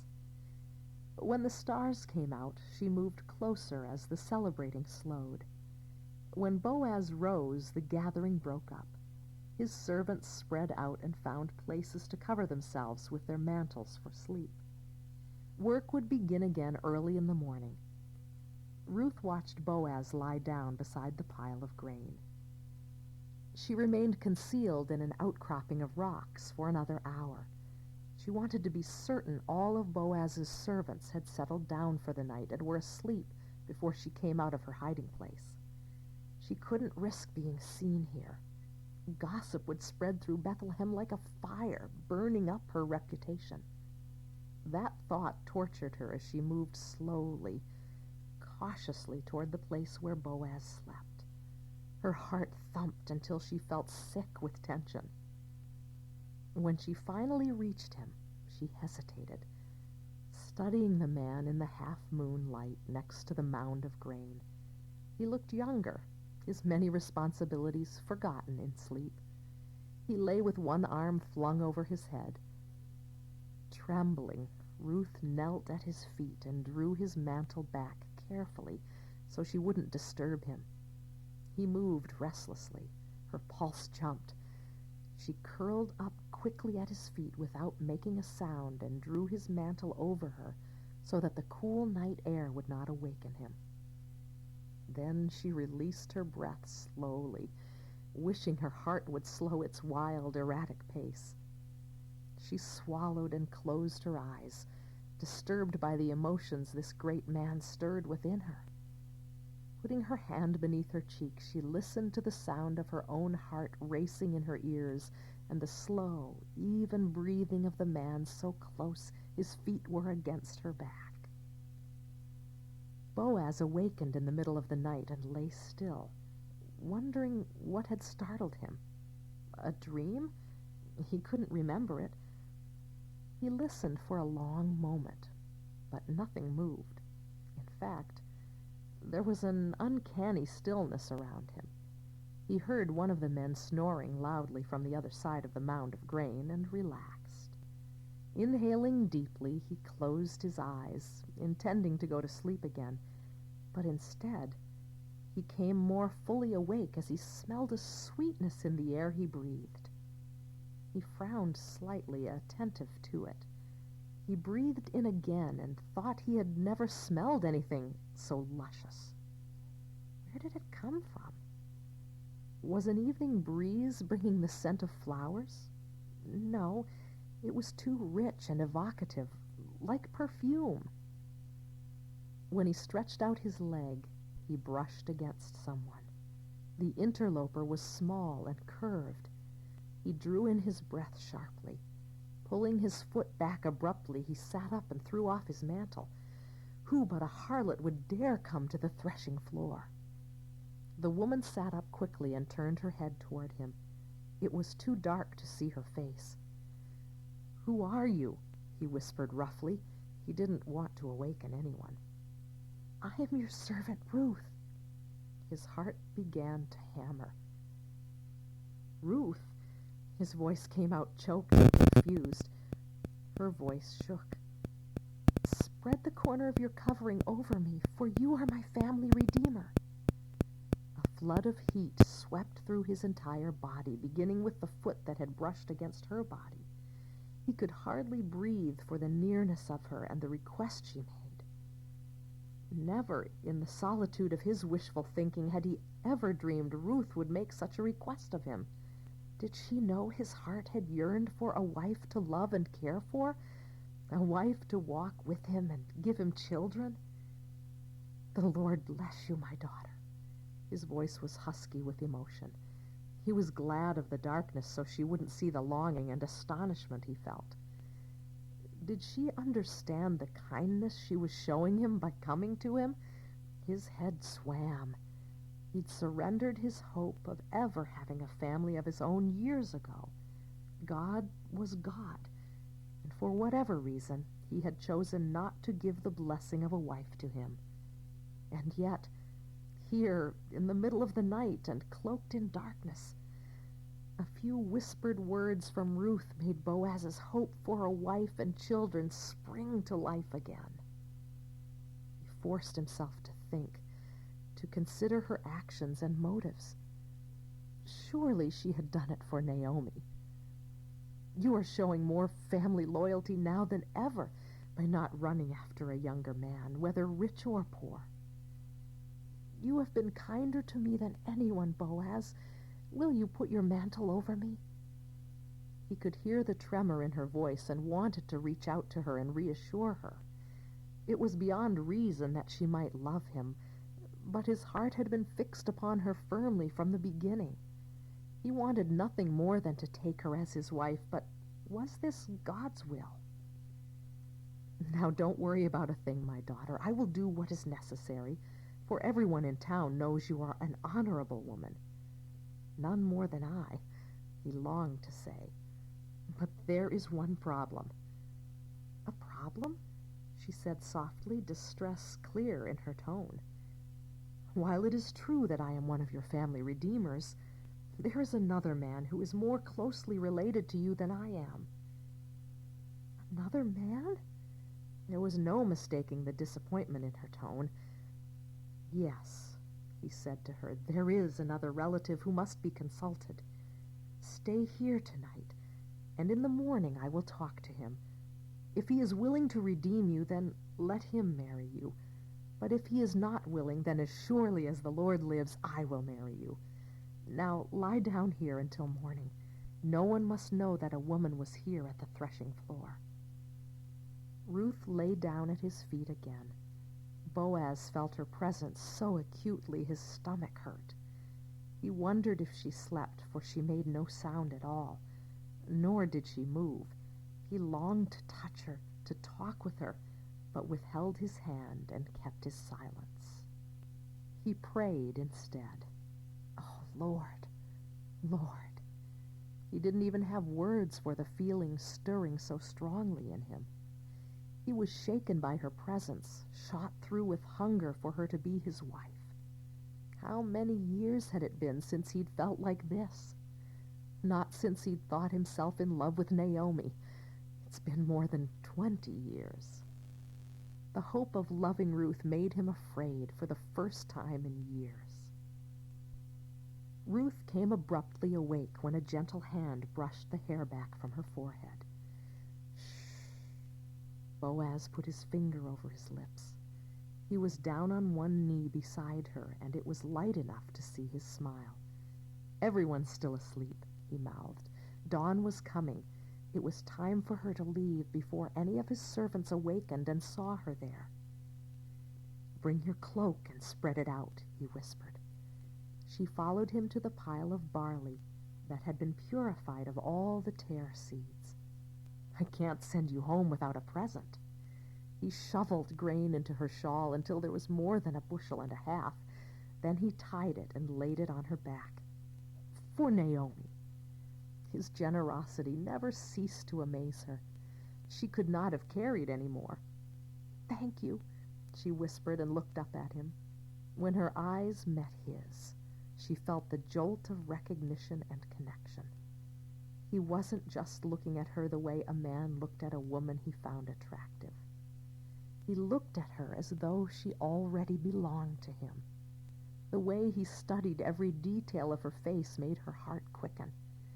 She blinked, stunned by the realization that this man, so far above her station, wanted her.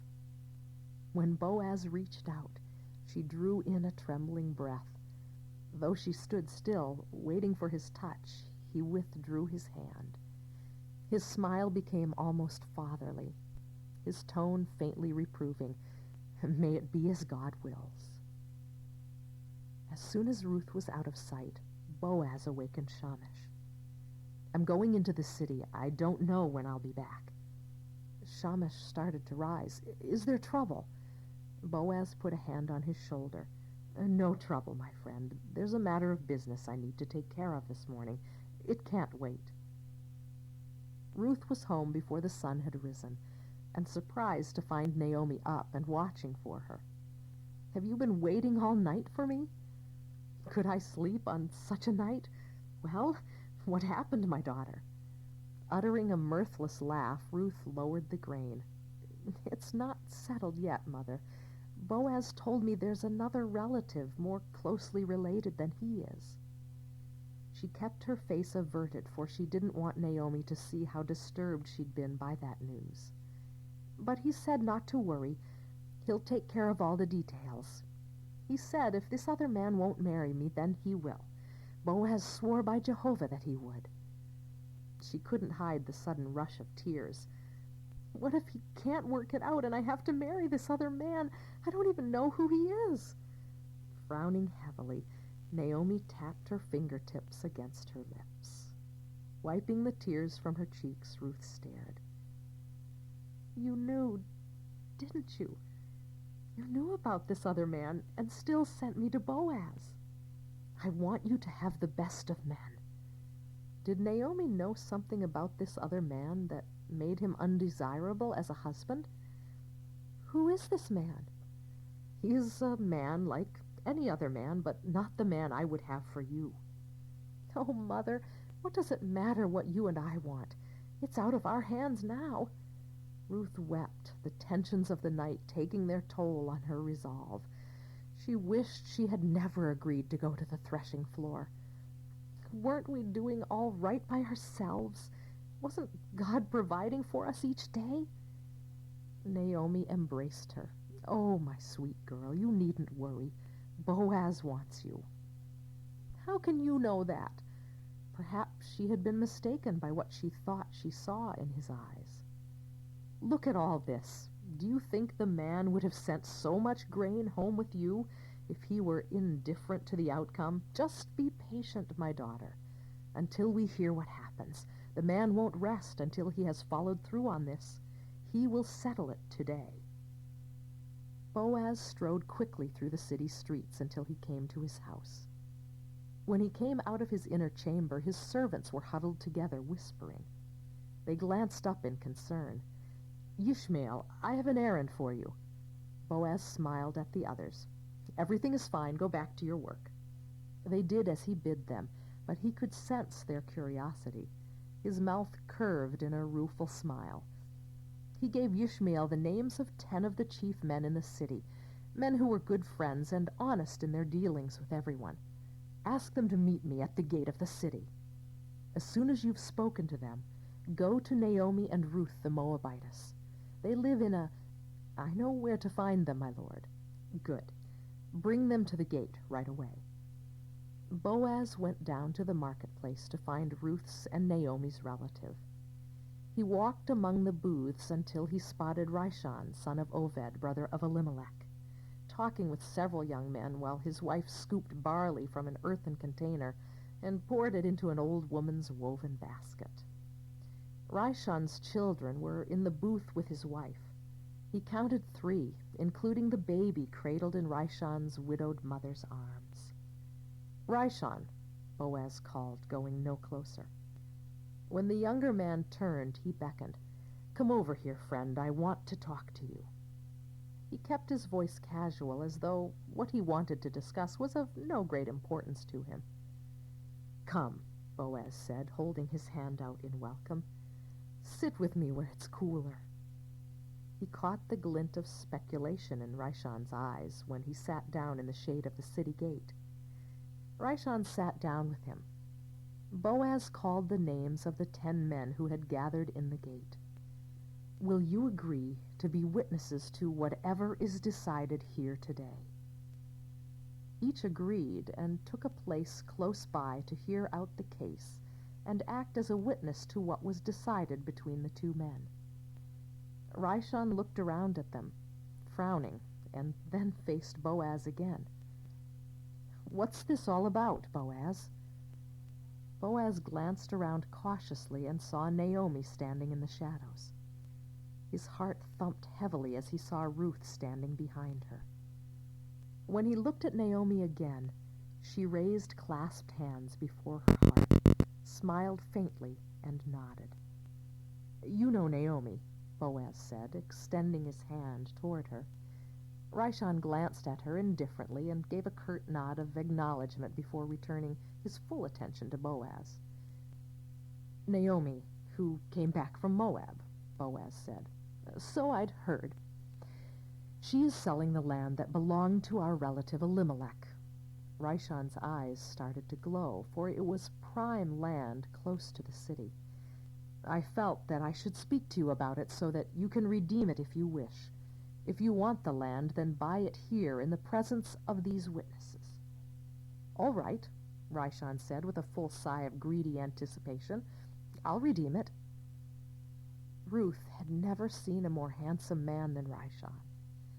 He was much younger than Boaz, well-built, ruddy, with dark, curling hair and beard. He was dressed in a fine tunic and mantle and had the manner of a man eager to find any advantage. He surveyed the gathering of elders with caution, his eyes gleaming with speculation. There was a proud tilt to his head. Though he tried to take on the posture of confidence, she sensed his discomfort, as though he expected them to confront him for some error. He was wary of this meeting with Boaz and was deferential in his manner toward the older man. Ruth had the feeling Raishan's manner was not from the heart, but from the head. Nor did she like the way her relative looked at Naomi. The man barely glanced at her mother-in-law before dismissing her from his mind, as though she was of no import. Her heart dropped when Boaz said Naomi wanted to sell her husband's land. She clutched Naomi's arm, wanting to protest for her sake, but her mother-in-law leaned close and whispered, "Boaz knows what he's doing. Trust him. If you want the land, then buy it here in the presence of these witnesses," Boaz was saying. "But if you don't want it, let me know right away, because I am next in line to redeem it after you." "All right, I'll redeem it," Raishan said eagerly. "Good," Boaz said. Ruth felt the blood drain from her face. Had she misunderstood his feelings toward her, his desire to take her for his wife? He didn't even look in her direction or seem concerned that she would become the property of Raishan. "It's good land," Raishan said. "It's a pity it's remained fallow for so long. Of course, your purchase of the land from Naomi also requires that you marry Ruth, the Moabite widow. That way she can have children who will carry on her husband's name and keep the land in the family." Raishan's expansiveness evaporated. The Moabitess? He made no attempt to hide his disappointment. He looked from Boaz to the elders gathered. His mouth tightened. "So," his face darkened. "Then I can't redeem it because this might endanger my own estate." "Such is his excuse," Naomi whispered in disgust to Ruth. Raishon glanced around at the gathering and appeared discomforted. He untied his sandal hastily and handed it to Boaz, publicly validating the transaction. "You redeem the land. I cannot do it. You buy the land." He rose quickly and pushed his way through the gawkers. Naomi grasped Ruth's hand tightly. "He did it." She gave a soft laugh of pleasure. "I knew he would." Ruth caught her breath when Boaz looked at her. Though his expression was solemn and respectful, his dark eyes held a light she had never seen before. He seemed to catch himself, for he blinked and glanced away. He stood, Raishon's sandal gripped tightly in his hand. He addressed the 10 elders and the crowd that had gathered to see what was going on. "You are witnesses that today I have bought from Naomi all the property of Elimelech, Kilion, and Mahlon, and with the land I have acquired Ruth, the Moabite widow of Mahlon, to be my wife. This way she can have a son to carry on the family name of her dead husband, and to inherit the family property here in his hometown. You are all witnesses today." The 10 men rose with Boaz, looking majestic in their long robes and prayer shawls and phylacteries. "We are witnesses," they said. "We are witnesses," the crowd joined in. Naomi pressed Ruth toward the men. "Go," she whispered, her face aglow with excitement. "Go to him, dear." The oldest of the elders held out his hand to Ruth. The crowd parted as she walked forward and placed her hand in his. Boaz moved to stand on the other side of him. The elder smiled at Boaz and then inclined his head to Ruth. "May the Lord make the woman who is now coming into your home like Rachel and Leah, from whom all the nations of Israel descended." He drew Ruth forward as Boaz held out his hand. When her hand was placed in his fingers closed warmly around hers. The elder put his hands lightly upon their clasped hands. "May you be great in Ephrathah and famous in Bethlehem. And may the Lord give you descendants by this young woman, who will be like those of our ancestor Perez, the son of Tamar and Judah."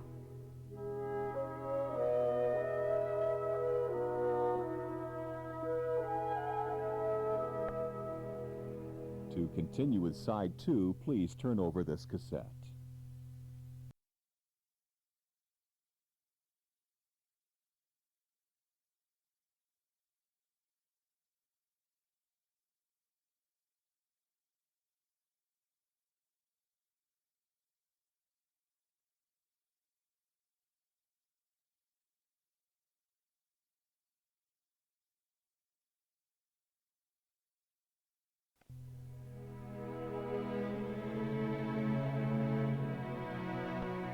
The servant who had come for her and Naomi pressed his way hastily through the throng of people and ran down the street. People were calling out blessings to Ruth and Boaz. Men and women pressed in on them in their excitement, the men slapping Boaz on the back, while the women took turns embracing Ruth and offering her fervent blessings. Boaz laughed and talked to everyone. Naomi was smiling broadly, gesticulating as she talked excitedly to the friends who surrounded her. Ruth was still stunned at the outcome. Boaz kept his hand locked around hers, keeping her close by him as the people swarmed around them, offering their blessings and congratulations. "Ruth," Naomi called, pushing her way through the many well-wishers, several women accompanying her. "We must prepare for the wedding," she said, embracing her and drawing her to one side as she playfully slapped Boaz's hand. "Your bride will be ready for you this evening." Ruth found herself hustled away by Naomi, her friends, and Boaz's maidservants from the fields, all of them talking at once. Ruth could scarcely catch her breath. She was taken to the home of Abigail, a childhood friend of Naomi. Water was brought into an inner chamber where Ruth was stripped of her worn dress. She was washed thoroughly and rubbed with scented oils, her waist-length hair brushed until the thick, curling mass shone. A young servant girl came for Naomi. "Boaz has sent gifts for Ruth to wear." They disappeared from the room, returning within moments. Naomi carried a carved box inlaid with ivory. "Look," she said as she opened it for Ruth, "jewels. See how he prizes you." She lifted out a necklace set with red sardius, emeralds, sapphires, and diamonds. "And he's sent wedding clothes as well." Naomi gave the box to Abigail and helped Ruth dress. "You will look like a queen." When the long white tunic was slipped over her head, Ruth sighed. She had never felt anything so soft in her life. There was an overdress as well, embroidered in vibrant colors, and a sash made from the finest gold, blue, purple, and scarlet linen thread woven into an intricate design. There were bracelets and earrings with stones of every color of the rainbow, and a narrow crown of gold on which were loops of chains with circles of gold. "The men will be coming soon," Naomi said, holding Ruth's hand and kissing it. Her eyes were shiny with tears. "I'm so happy for you." Ruth grasped Naomi's hand in both of hers. "For both of us." When Boaz reached the house of Abigail, he didn't even have to knock before the door was opened. Naomi stood before him, her face transformed. He hadn't seen her smile since she had come home from Moab. She almost looked young again, and he was reminded of the past when he had thought to make her his wife. "I have come for my bride," he said.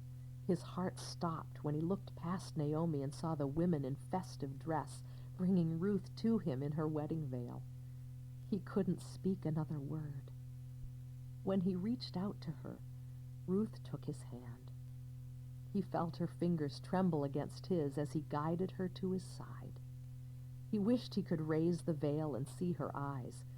Perhaps then he would sense what she was feeling. Ruth and Boaz were pressed along again as the women joined the men in the procession back through the dark streets of Bethlehem. Some of the men carried torches. The women played tambourines, beat small hand drums, clinked finger cymbals, shook tingling bells, and sang with the men.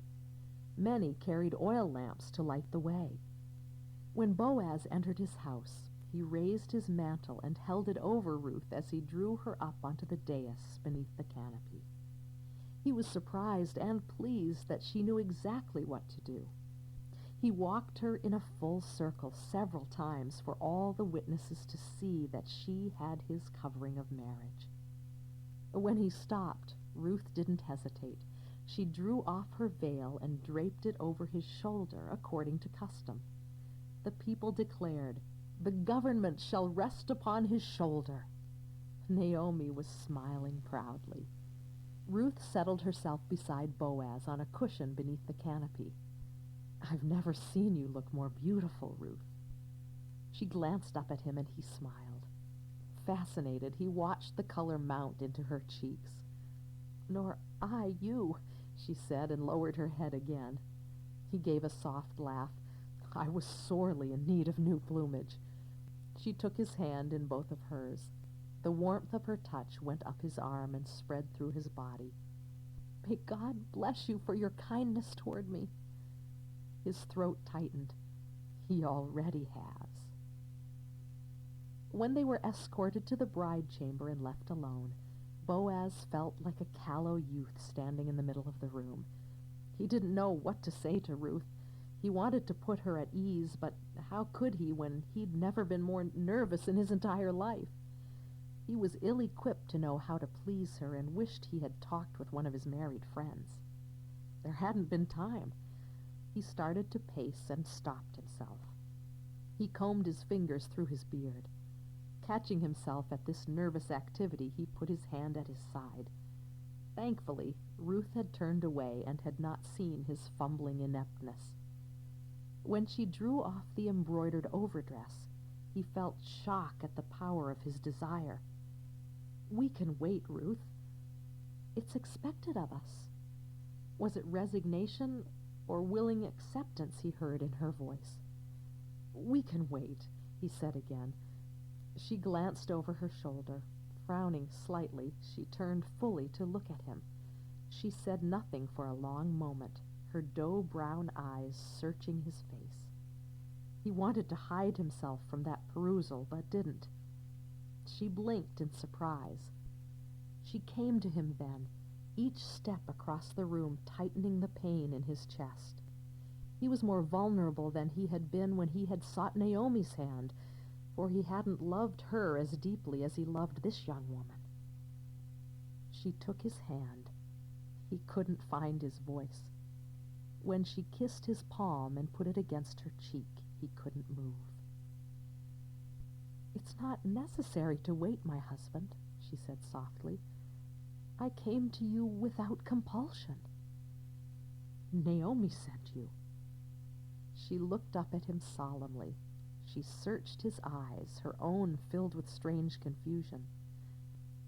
"I chose to obey.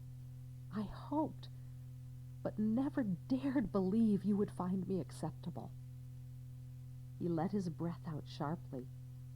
"I hoped," he said hoarsely, "but still don't dare believe." He could not finish. This girl could destroy him with a word. Her eyes glistened with moisture. She reached up and cupped his face. "So that you will know I belong to you, my lord." She drew his head down and kissed him. Ruth gave birth 9 months after the wedding festivities. Sinking back and resting against the bedding, she watched Naomi take the infant and wash him, salt him, and carefully wrap him in swaddling clothes. "He is beautiful," Naomi wept, holding him close. "So beautiful." She carried him from the room, and Ruth turned her face to the wall, tears spilling silently. Boaz came to her later. She had risen from her bed, dressed, and was sitting in the doorway to the garden, watching Naomi walk around with the baby. Boaz drew up a stool and sat beside her. "Naomi will no longer be called Mara." Ruth looked at him. He was gazing into the garden as she had, but she couldn't read the expression on his face. "Thank you," she said softly. He didn't look at her. "Don't thank me for doing what was right." His voice was rough with emotion. "You have given up your firstborn son to be heir for another man's family." "It's our way, Ruth." "No, it wasn't Rishon's way. It is your way, Boaz. You have put others ahead of yourself." He looked at her. "Do not praise me too highly, Ruth. I struggle between my duty and my desire." He looked away. "I am a man, like any other." She blinked back tears, wanting to cry out that he wasn't anything like others she had known. Not even Malin, whom she had loved so much, would have done what Boaz did. "Do you want his name to be Malin?" Boaz said quietly, still watching Naomi sitting on a stone bench beneath an olive tree. "Let his name be Obed, a servant." "So be it. Naomi will never have to fear being alone in her old age," Boaz said. "Nor will you." Boaz rose. He touched her head lightly and then turned away, leaving her alone to watch Naomi with their son. "I shall never be called Mara again," Naomi said, laughing at the expressions crossing Obed's face. "Never again." "He is beautiful," the women exclaimed as they admired the baby. Every phase of Obed's growth was met with proclamations by the women of the town, who often gathered at Boaz's house to watch the baby's progress. "Praise the Lord who has given you a family redeemer today. May he be famous in Israel. May this child restore your youth and care for you in your old age. And no doubt he will, for he is the son of your daughter-in-law who loves you so much. Ruth has been better to you than 7 sons. Ah, yes, Ruth, her precious Ruth. Naomi smiled, lifting Obed to her shoulder and rubbing his back, delighting in the way the baby nuzzled against her neck and melted against her. She couldn't remember a happier time in her life than now, with this child in her arms. God had stripped her bare and now was rebuilding her house on a firm foundation. This child, who had been born to replace her sons and husband, would be brought up by Boaz, a man of faith, who studied the law with diligence and passion, a man who sat in the city gate and ruled his people with wisdom and loving kindness. "Ah, my little one," she said, lifting Obed and kissing him beneath his chubby chin, "may you grow to be the man your father is." She delighted in her grandson's baby chuckles. As she turned, she saw Ruth watching her from the doorway, and the mother hunger was plain to see. Naomi felt a pang of conscience at the gift she had been given so willingly. Had she ever thought of the cost to Ruth and to Boaz? Her daughter-in-law smiled and then turned away to some chore within the house. Naomi frowned slightly as she nestled Obed against her shoulder once more. Something was missing. Naomi knew what it was, but she could do nothing about it. And so she prayed, and prayed, and prayed unceasingly for that which only God could give to the two who had given up so much. Ruth found it a consuming job to run Boaz's considerable household, but she was thankful for the work that occupied her time and her mind.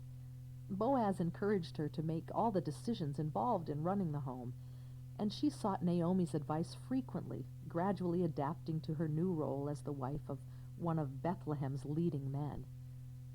When Boaz had come for her at Abigail's house and taken her home with him, almost 2 years ago now, she'd been afraid she would disappoint him, that she would be unable to love him as he deserved to be loved.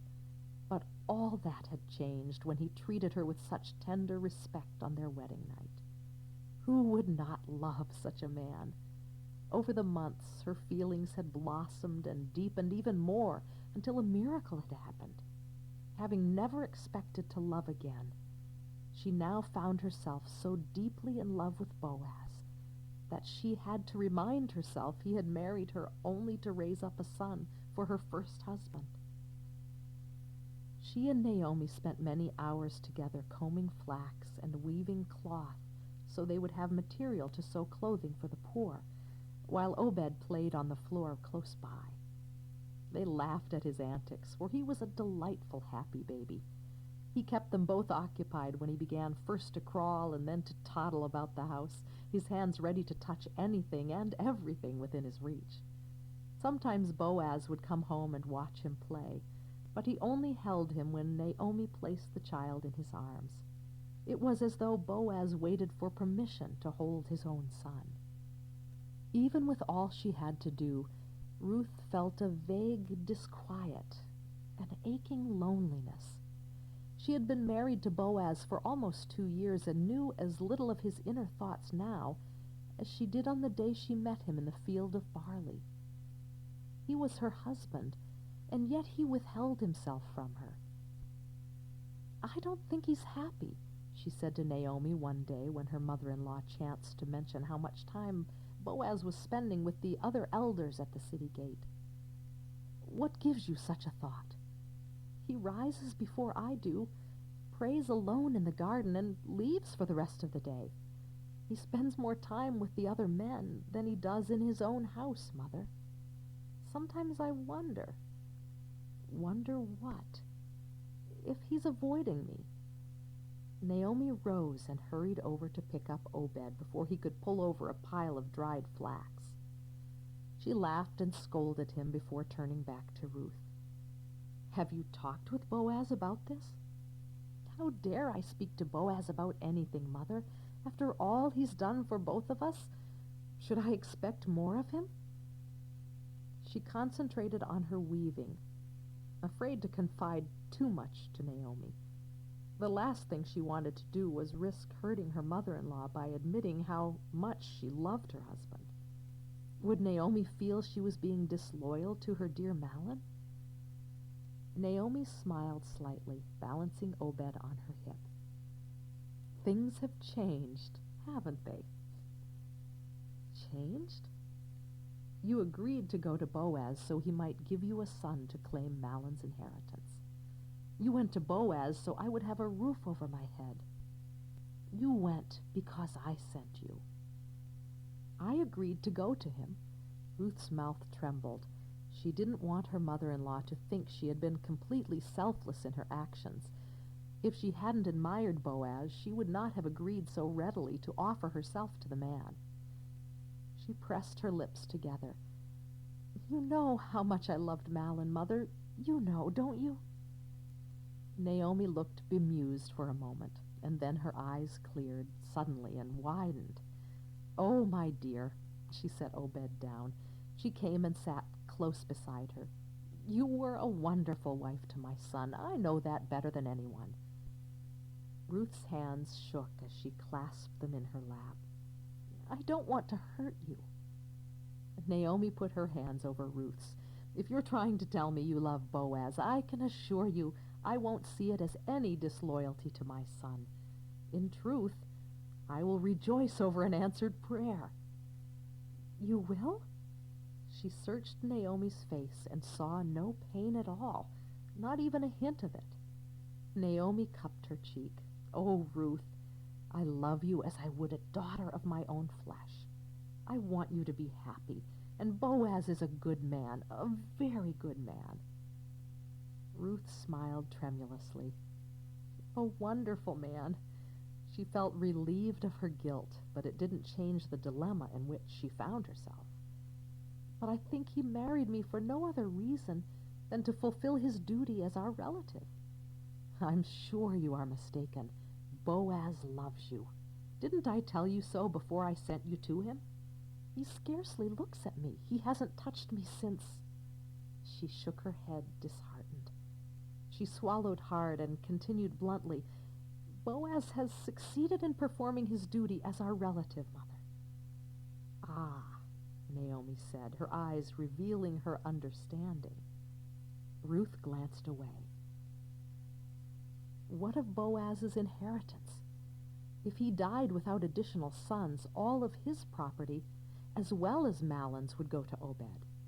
A good and loving man like Boaz deserved sons to carry on his own name.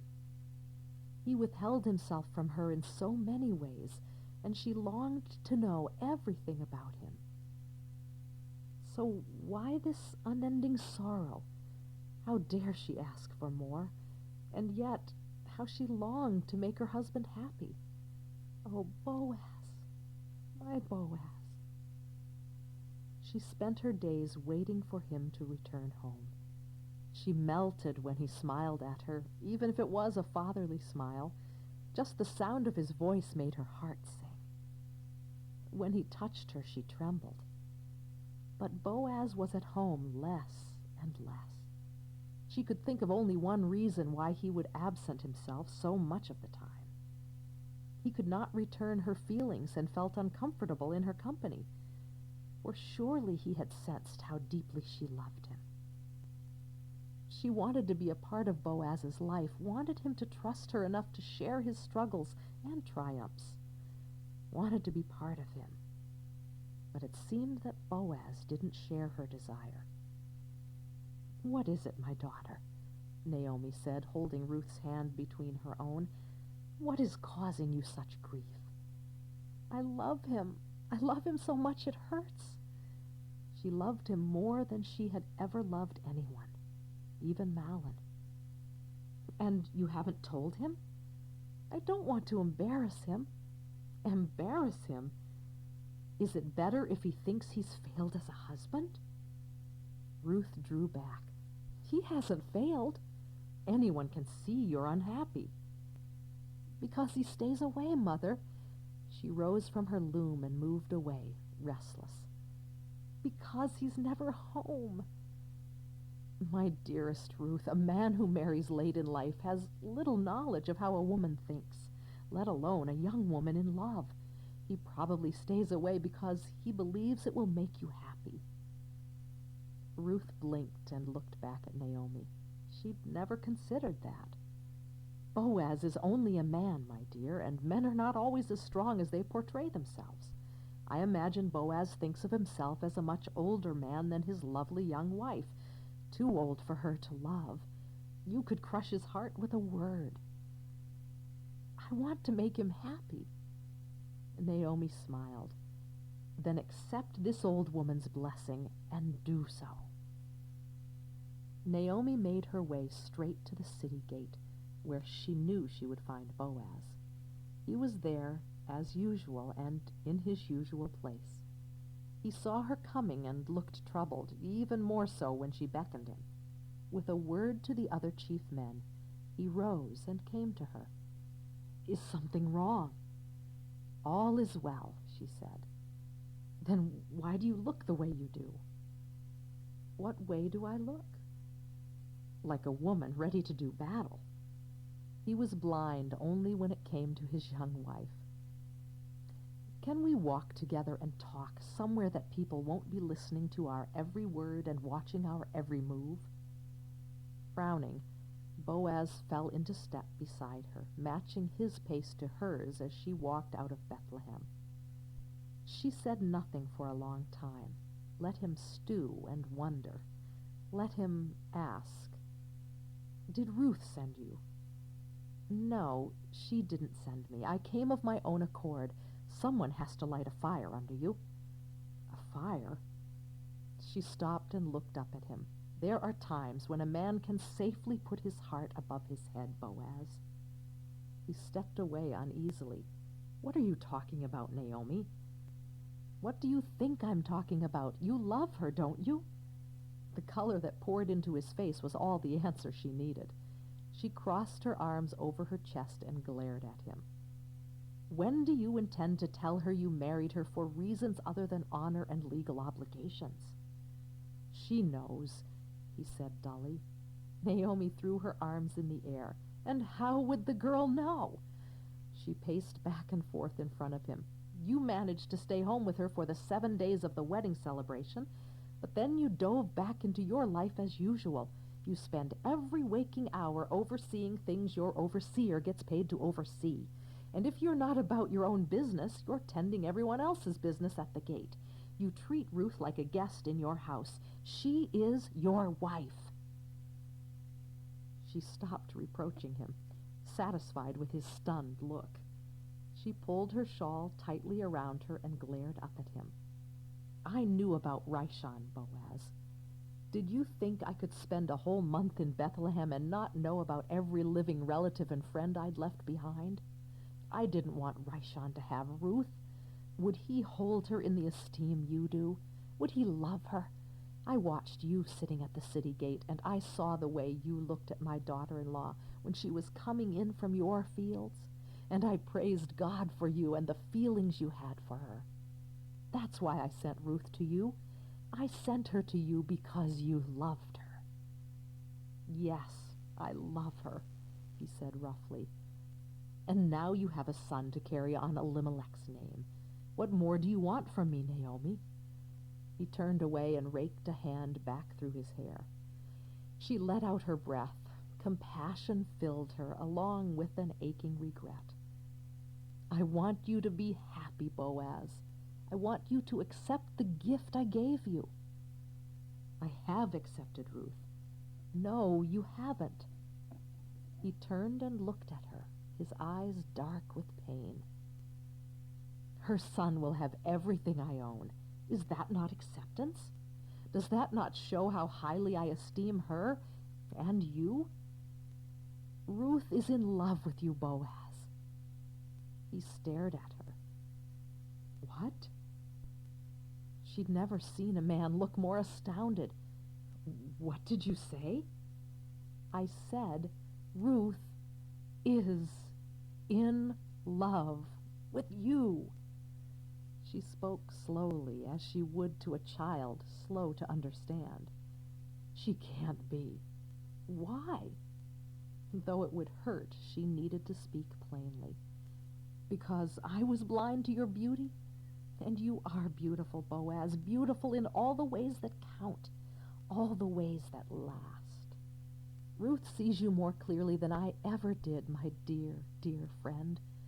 Now it's you who must open your eyes and see the girl you married. Should I believe the impossible?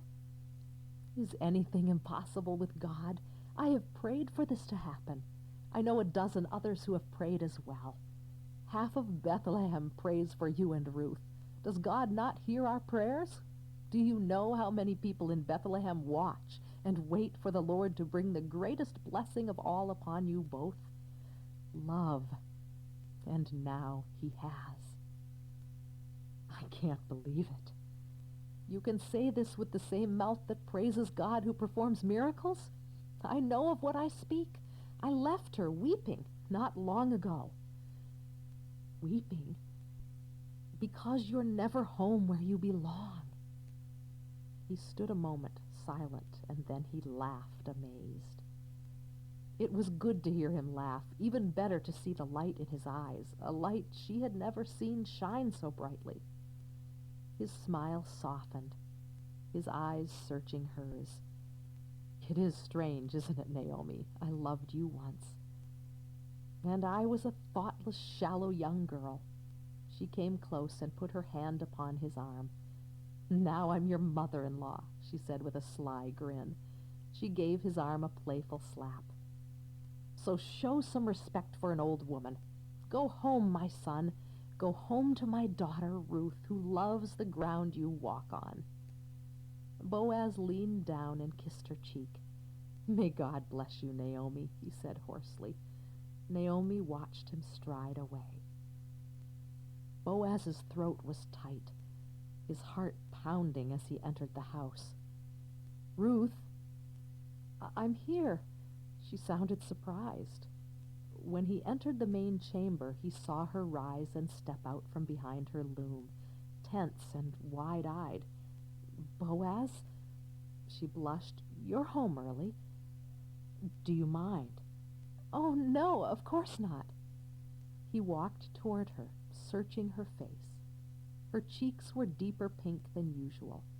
Her eyes widened even more as he came closer. She lowered her head. Was he making her uncomfortable? She reached out and fingered the cloth she was weaving, then put her hand quickly at her side. He'd never seen her more nervous, but then she was no less nervous than he. Have you spoken to Naomi? Her voice was strangely constricted. Yes, though I can scarcely believe what she said.